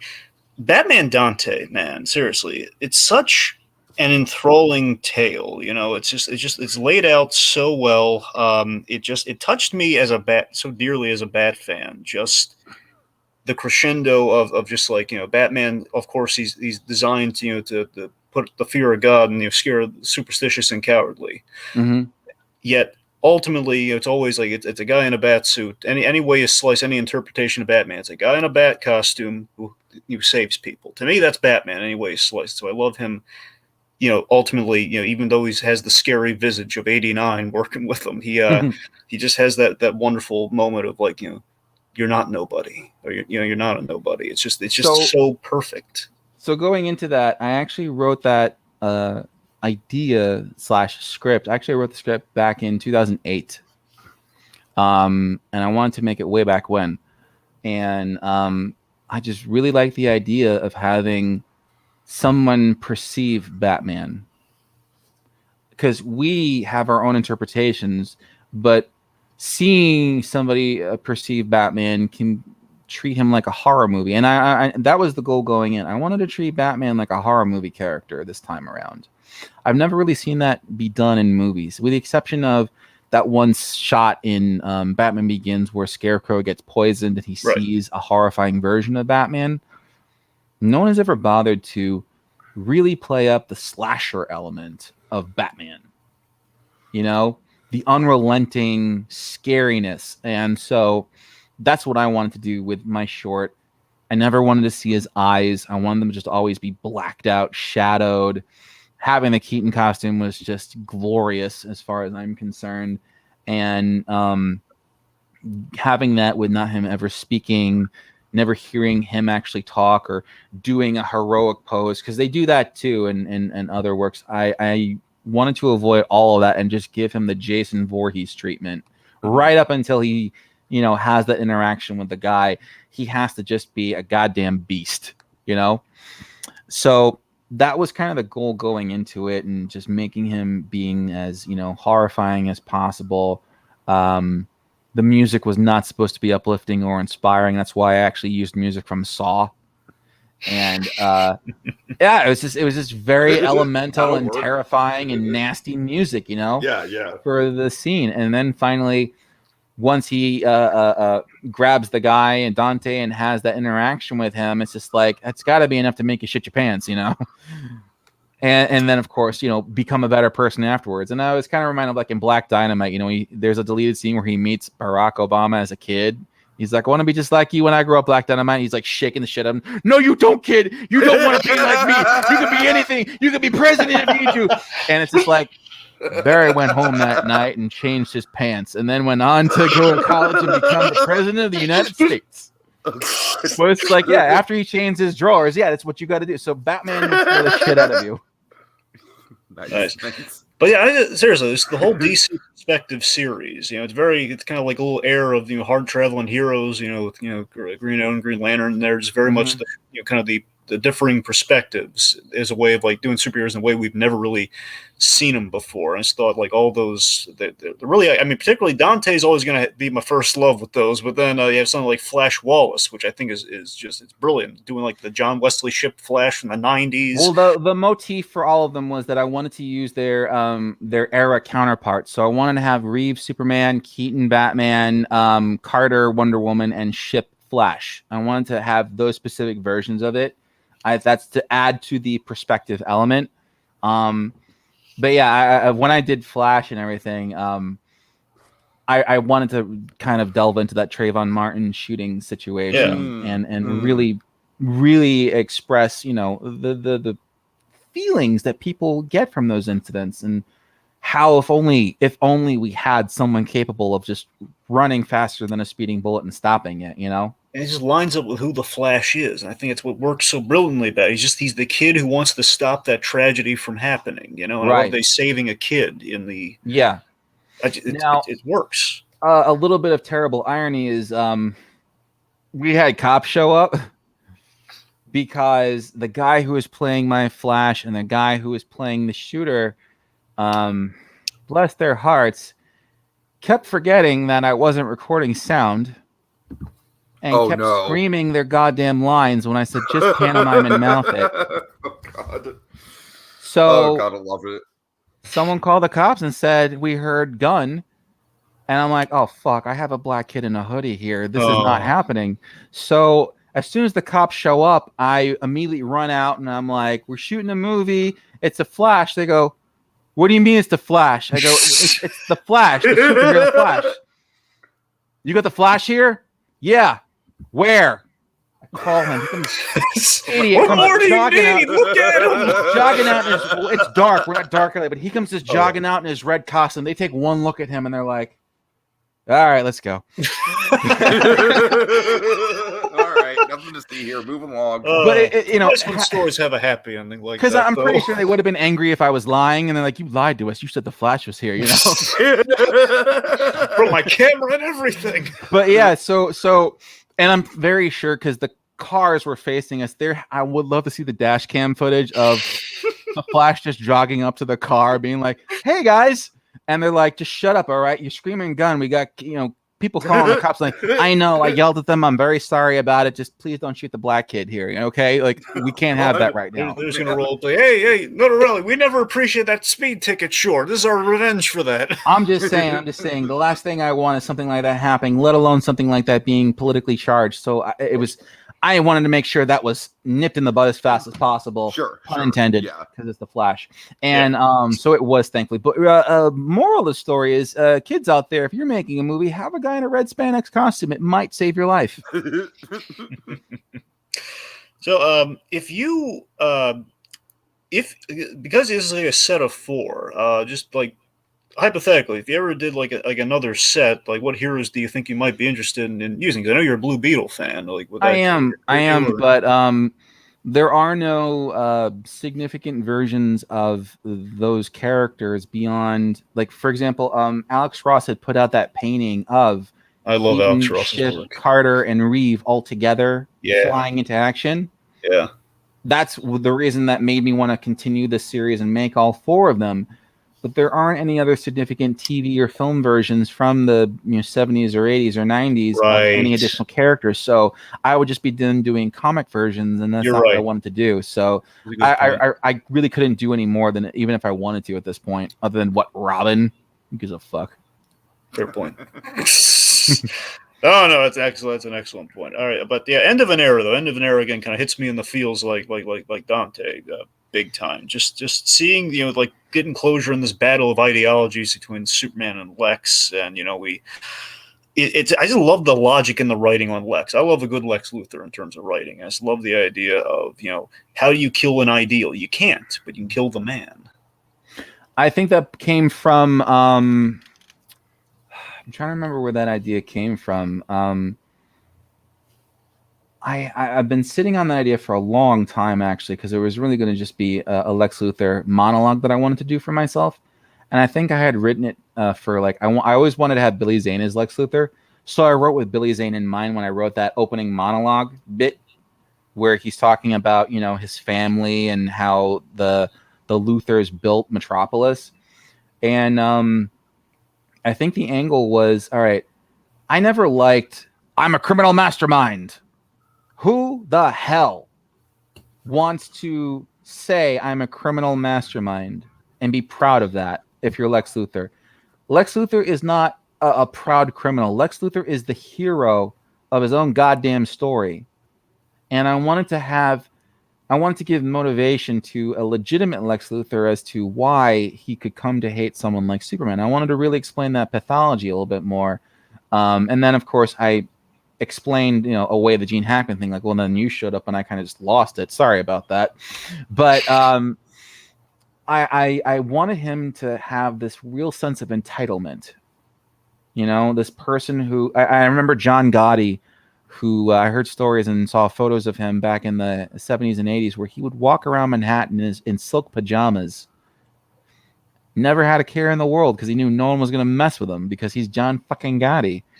And I'm like, that's Lex Luthor right there. He's the kind of guy who could walk around Metropolis in silk pajamas and never have to worry about getting robbed. No one's going to rob Lex Luthor. Only because they know who he is and what he's capable of, and in a positive way, not a negative way. So I wanted that, and I thought, all right, well, how do you actually kill Superman? So that was just me acting on behalf of Lex, saying, all right, what is the damn point anymore? If Lex Luthor has tried and failed for years to kill Superman and it doesn't work, how do you kill Superman? And it's just like you have to take away the thing that makes him a human. And that, of course, being Lois Lane. And that has already been explored in, Batman v Superman and other lesser movies where, we have to protect Lois. Superman's going to go insane and murder people. And they even she's did that. The key. She's the I hate that. I hate that trope, man. I really They do. freaking did that in the Injustice game. And I'm like, in the Snyder Cut too. And I'm like, guys, come on, man. He's better than that. He's Superman. And you showed so perfectly that he'd be really bummed about it, but he's not going to cross the line though. Because that's not what Lois would want. Yeah, exactly. Exactly. So why the hell would even if you did, he'd be mad. But it's like, I still love Lois, and Lois wouldn't want me to do that. Has no one thought about that? That he cares what Lois thinks? No. So yeah, that was just the idea behind it, and I wanted to show how you can't kill Superman. I wanted to prove that it is impossible to kill an idea. It is impossible to kill the idea of Superman, even if you take away. It's basically the story of Job, where God smited him and destroyed his house, but the guy still believed in God at the end. Stupid story, but I like the determination and the hustle. Yeah, and again, like the whole the ideal of family at the end too, with the big catcher, like something you'd never. It's taken us so long to still not to get to this point, but you did by the end of this whole like crime alley meeting between Batman and Superman. I thought that was the most. I wanted to have a world's finest moment with Keaton Batman and Reeves Superman. And so perfect. It needed to be done, and I wanted to basically go, look, guys, Batman v Superman, that fight between the two of them should have been 30 seconds or less. Superman should have flown in, hovered above Batman, and said, hey, Lex Luthor has my mom. We have to stop him before he kills her. You're a menace. He has my mother and he's going to kill her. Her name is Martha. Oh my God. I'm an idiot. My mother's name is Martha too. Let's be friends. There you go. It's over. It's over. Like, that should never have been a freaking fight. Yep. That's why I love the world's finest animated movie directed by or made by Bruce Timm and Paul Dini. I thought it was fantastic because how did that happen? Batman shows up, Superman does the X-ray vision, goes, "You're Bruce Wayne." He goes, "You peaked." And then he follows him home and he goes, "I know who you are now." It's like, all right, when we know who each other are, what are we going to do about it? We're going to fight? No. Lex Luthor and the Joker are teaming up. We have to stop them. Yeah. You're right. Let's do that. Done. Me, an intellectual. We have to stop a bigger threat. Okay. You're speaking my language. I love it. Thank you. All right. So, Tika, you were really impressed by the Flashpoint films. Perhaps we should speak to that. The Martha Joker and Thomas Batman. Oh yes, absolutely. I'm sorry. When you said Flashpoint, I was like, wait, is there other Flash stuff I'm not thinking of? But yeah, the Thomas and Martha stuff. Oh my God, dude! Like, if I had to pick one thing of yours that might be my favorite, like, out of everything I've researched, and granted, of course I didn't have a chance to get to everything, but it's a little numerous, but it's pretty great. I loved Martha Joker. Martha Joker blew me away. That came from I believe I had already seen Joker, and I hated it. The same, honestly. Well, hate is a strong word. Hate is a strong word, but like I don't like that movie nearly as much as most people do. It was just not a good movie, and I'm thinking to myself, guys. Yeah. If you're gonna do a movie about a person descending into madness and it has to be the Joker, why don't you? And we already have to know who they are ahead of schedule.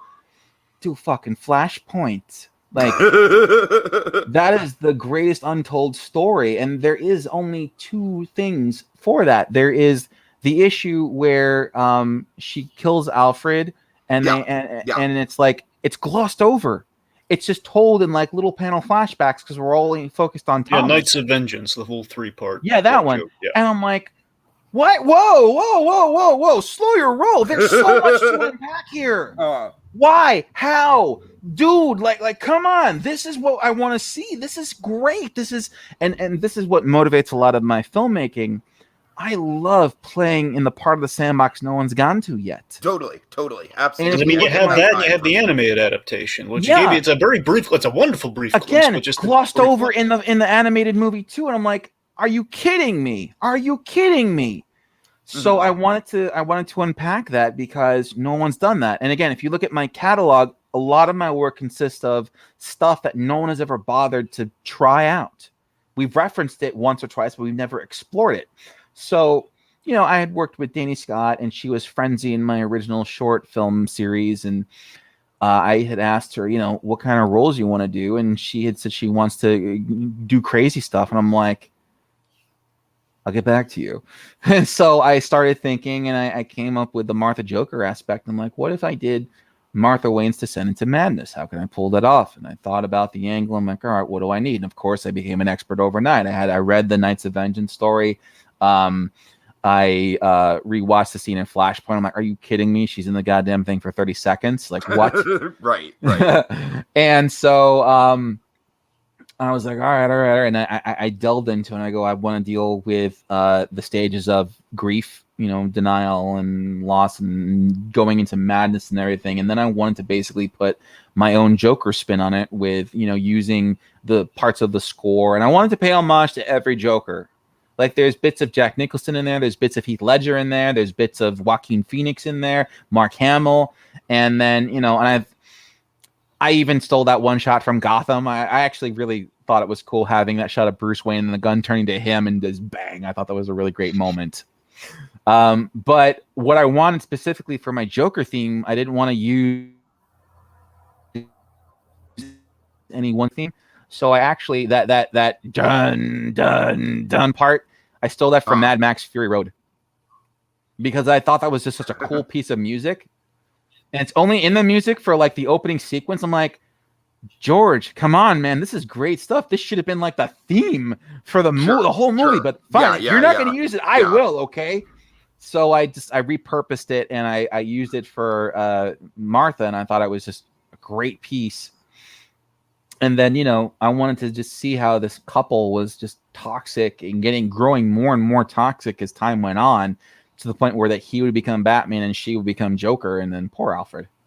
Yeah. Oh my, poor Alfred. Funny story. The actor who played Alfred has a overwhelming fear of knives. Oh god. Oh, sharp Jesus. objects. Oh no. That poor guy. So he was grossly uncomfortable during that scene, and it works so well. I gotta tell you, rewatching him, my favorite detail. I don't know how I missed it, but especially with the Martha Jokers, I love how both you filter, the Flashpoint Batman and Joker through overall kind of like the Joker film and the Batman '89 film, like the single title films respectively. I thought that was really clever. What do you mean? Go ahead. Well, I mean, like the Thomas Batman has a big '89 ending, but obviously through the Flashpoint version, and Martha Joker. I mean, I know it was a reference to all the other Jokers, but you have like a whole bunch of Jokers, but you have like the big dancing moment and just the text and the screen and everything. It looks. I wanted to really bring in the key elements that we recognize from everybody. Yeah. Because Heath Ledger's Joker has the scars on his face. Joaquin Phoenix does the dancing. Jack Nicholson had the flair for the most part. So and like I said, when we first see Martha as full Joker, you actually hear the Heath Ledger theme play when Thomas comes in, or no, when Alfred comes in. He's like, "Man, what happened?" And you just hear that cello noise. Oh yeah, the extended cello. Yeah, yeah. And then with Thomas Batman, one thing I want to point out, that Batcave is Bronson the Batcave. Bronson Canyon. Bronson Canyon, yeah. So that is the Batcave. I was really happy about that. But going into it with him, I wanted to just channel, all of the Batman elements that we've come to know and like, and having that Prince song in there, I thought was just really funny because it's set in the past. It's not present day, so it makes sense that would be playing. Yeah, very cool. I also did I used the same theme I used for Batman and Batman Thomas Batman. I used for Batman and Superman End of an Era, which is not a Batman theme. You hear that noise? That's not Batman. That's Spider-Man. Really? Yeah, from Into the Spider-Verse. Yeah. I loved that track, and I thought it was so unnerving and creepy. And I knew that when I was doing End of an Era, that if I just started playing any Batman related noise, everybody would instantly know what was about to happen next when Batman showed up. And I didn't want that. I wanted it to be a complete surprise when you see him just appear behind the hitman and then just beat the crap out of him. So I'm like, all right, I need something that's terrifying and scary, but you'd realize it was Batman after you've heard it and associate it now with a thing. So I had taken that noise. And I remember I saw a reaction video from one of my friends who had seen that. He watched the opening sequence where you hear the Superman theme play and the title comes on, but then you hear the bronk noise happen. And he's like, what is that? Okay, whatever. I'm going to watch the movie. And then he's watching the movie, and then you hear it again coming in. He's like, what is that noise? What is about to happen? And he's like trying to, in real time, figure out. And then Batman shows and he just loses it. And I'm like, yeah, that's what I'm talking about. That's great. So yeah, that's my official Batman noise now. I stole the Prowler. Which is the show is how wonderful visualized Thomas Wayne Batman is. He gave him the little shoulder triangles at the end of the capes. He needed to have those. I know he did. I'm so glad you put them on there. I made those myself. I made the whole neck piece and helmet myself. The rest of it was a Ruby's Arkham Asylum suit, which I repurposed and I put the red moon under the bat symbol and everything. But I wanted to make sure that he had a neck piece and he had a shoulder piece mounted on top of it, and then that helmet. I wanted him to be able to turn his head, which he did because it was a material neck cowl underneath, so he was able to really just turn his head and move appropriately. All right. I want to shout out Joshua Rothman in the comments. He says, "Hey, Chris." Oh, Josh. I love old Josh. Josh is one of my actors. Actually, he's been in a bunch of my stuff over the years. He was in Phantom Fae. He was in Turned. He was in my original short film Turned. He was Jack the Vampire Slayer. Cool. Tiki, I'm going to hand the floor over to you. Yeah, we kind of need to wrap this up soon, just for our own benefit. But by all means, Chris, we could talk to you for hours. I get the sense of that for sure. Yeah, but obviously, it's been a blast so far. But let's. I'd kind of like to end things out on like your philosophies about filmmaking in general, and also kind of like where Hollywood is going, which I know, in your opinion, is nowhere good.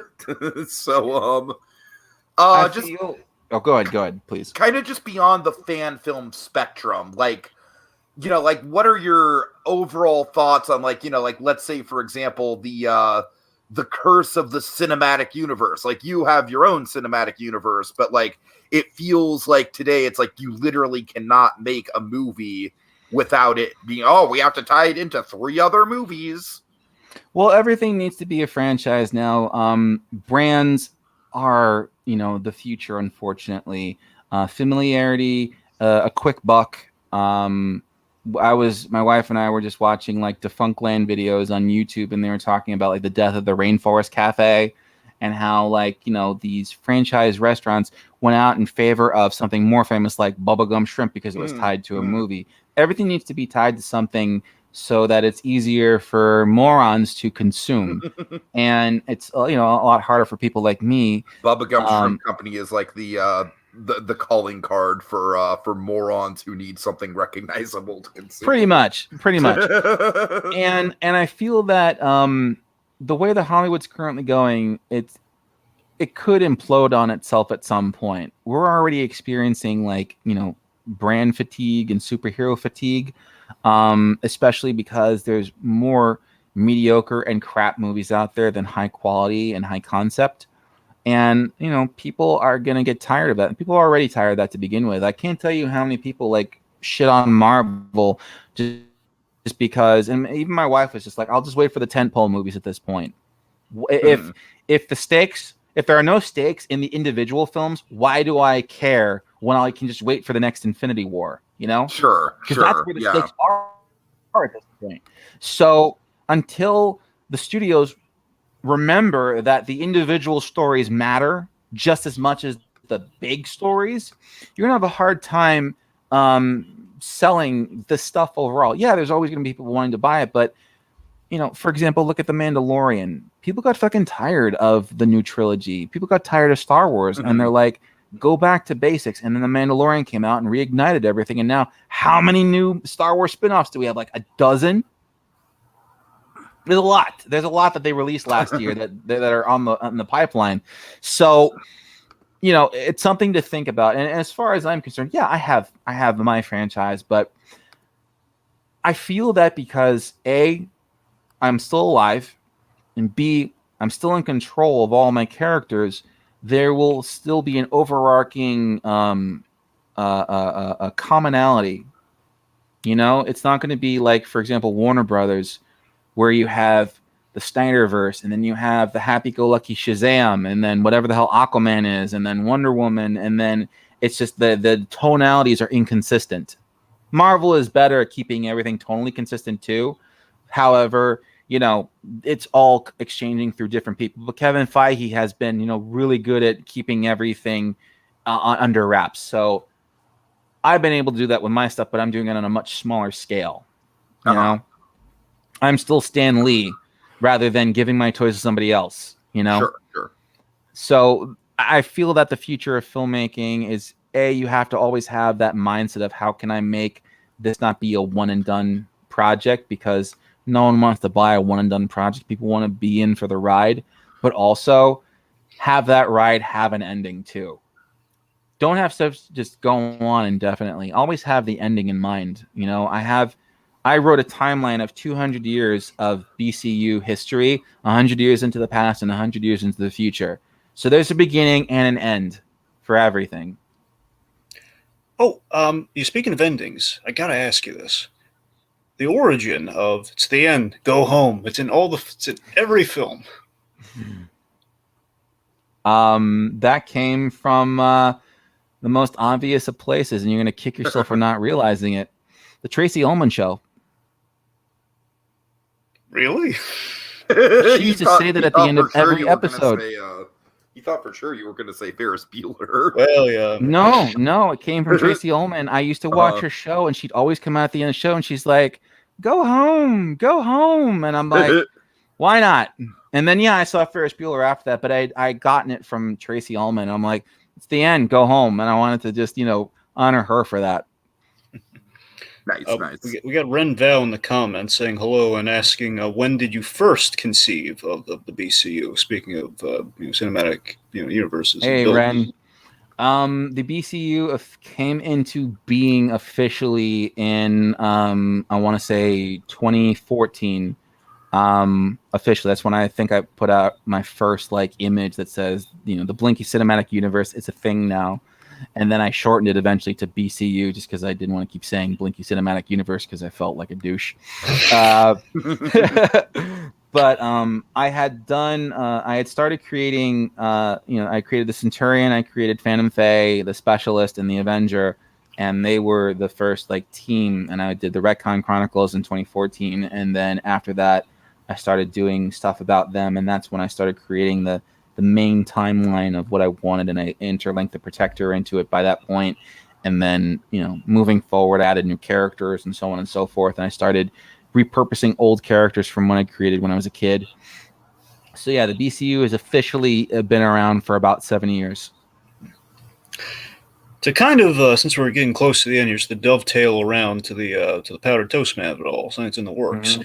Well, hopefully in the works once we raise money for it. What's one thing over all these years? What's one thing budget has restricted you from doing in the past that you'd like to overcome one day? If there's one thing you've never been able to do with any of the films, but you'd love maybe one day to kind of get over that hump.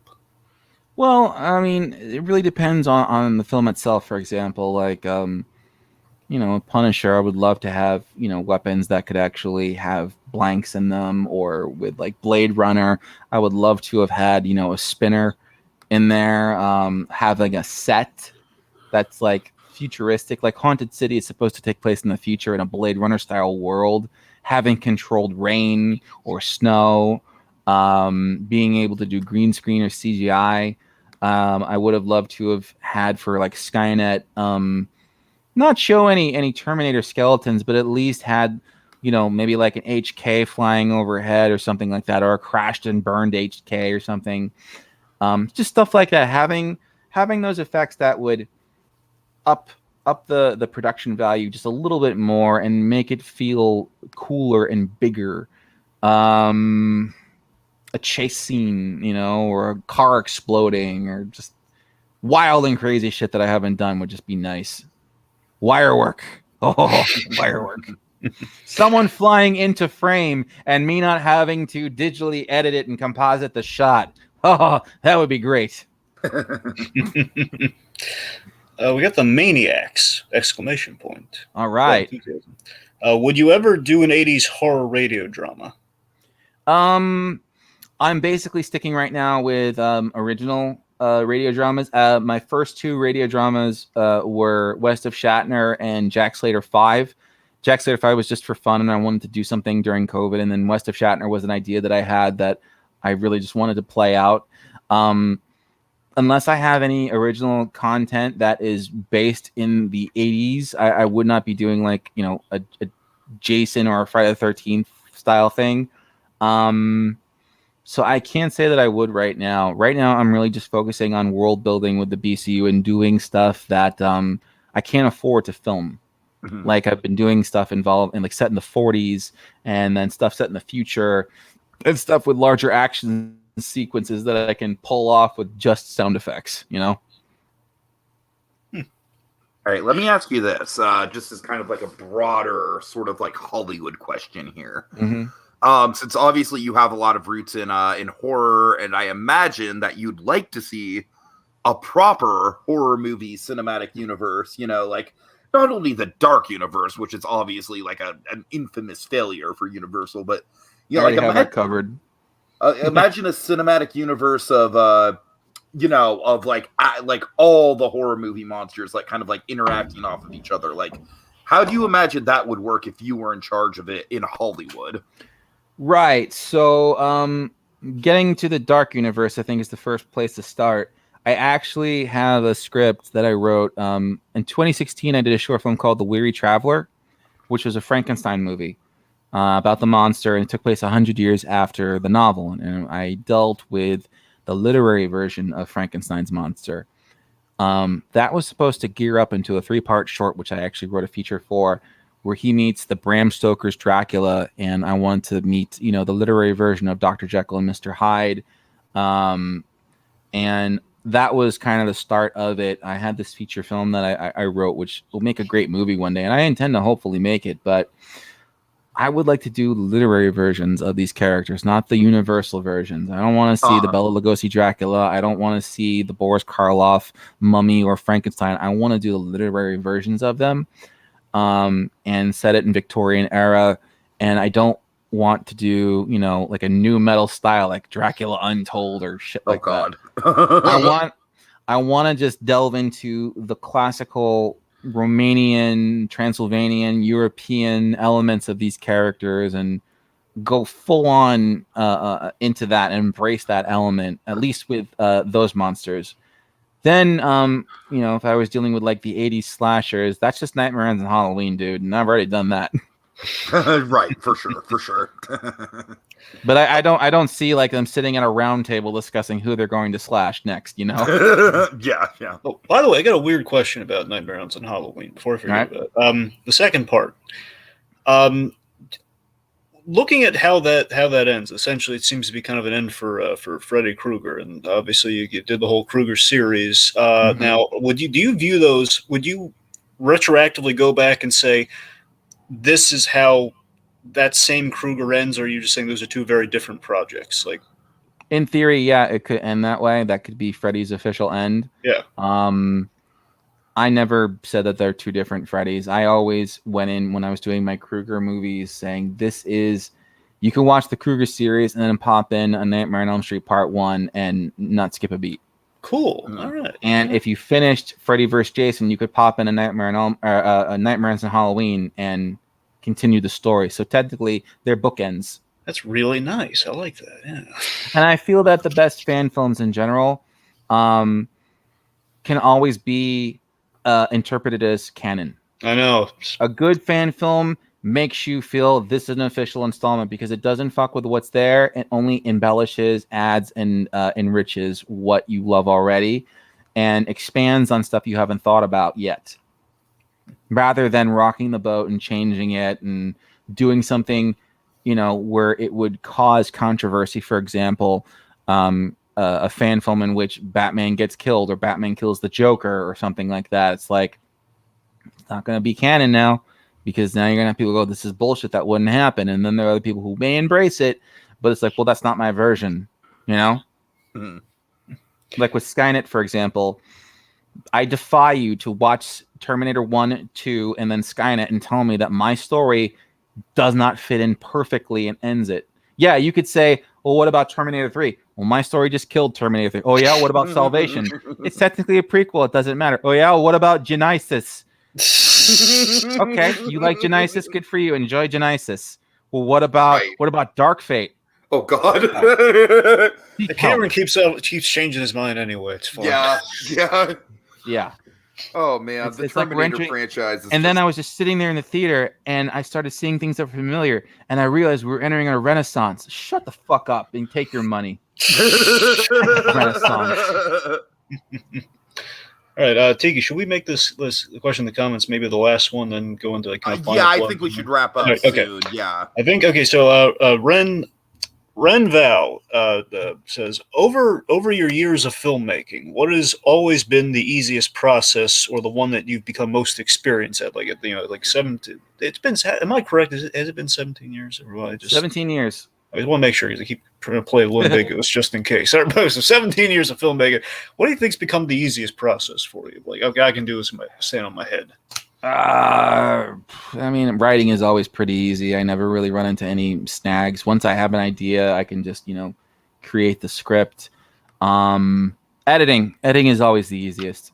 That, no matter what the story is, how difficult it was to film, I never skip a beat when it comes to editing, just because it's the same process every time. There's the footage, there's the audio, chop, chop, chop, and assemble it, and it's done. So I guess I'd probably say editing, because sometimes writing can be hard, sometimes making costumes can be hard, sometimes filming can be hard, but I've never said, oh my god, this is so difficult to edit, I don't know what I'm doing. Like, no. And editing. Sure. Okay. All right. Well, Chris, would you like to plug Powdered Toast Man one last time? And by the way, for the record, I did add the GoFundMe to the description. Thank you. Here, so Thank you. Powdered Toast Man. Well, if you're AJ a fan of my Zyla work, says indeed support Powdered Toast Man, and I agree. AJ Anyways, is go a ahead. producer on that project. AJ is the executive producer on that project. Actually, he's a great guy. Yeah. If you're a fan of Ren and Stimpy, or you just want to see something that's really crazy and uncomfortable, and you kind of know what I'm all about, you're gonna want to see Powdered Toast Man. If you want to make a homophobe uncomfortable, you're gonna want to help me make Powdered Toast Man. And then just in general, go to the link below. And if you're a fan of my work or want to see more of what I do, go to my channel. It's Blinky500. I'm at Blinky500 on all social media. And check out my radio plays. I need people to start supporting radio plays, just because it's a dying genre, and it's for people on the go, or blind people. If you're blind and you want to see a movie but you can't, listen to a radio play. Presented in Murdoch Vision. Yes, it's in Murdoch Vision. I'm going to start doing that. Presented in Murdoch Vision. Or if you're on the go, or you're cleaning your house and you want to, hear a cool story, listen to a radio play. For roaming. They are. And I find actually, just in general, radio plays are really cool to have when you're busy. If you're drawing, if you're writing, if you're doing work and you want to be entertained and just kind of zone out a little bit, listen to a radio play, because it's fun, Also, the acting is really good from everybody involved. So check out my radio plays. I have a playlist specifically on my channel called Blinky Radio Plays. We put out the Wraith, the Centurion, really expanding on the BCU, and a lot of girl power in there in general. Also, feel free to check out some of my books, which are available on Amazon and BarnesandNobles.com. Nice. Yeah. Search my name, Chris.R.Notarile. All right. Well, let's see. Let's go down the list with the comments here. AJ Zyla, Ren Val, the Maniacs. Let's see, Dragon. Any others you can see Joshua here? Rothman. Of course, Lindsay Bean. John Osterman. Dr. Manhattan himself. Yes. Get CM Studios. Yes.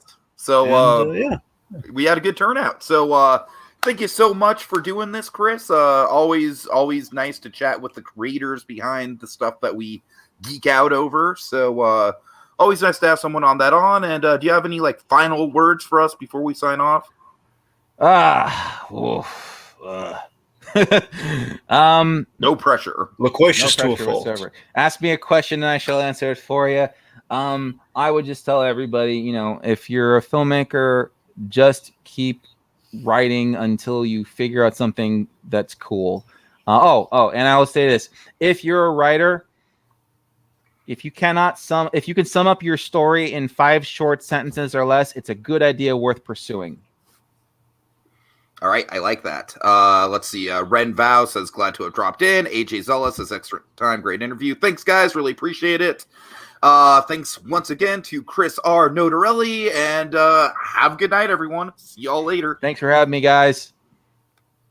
Don't say his name. Spielberg will sue.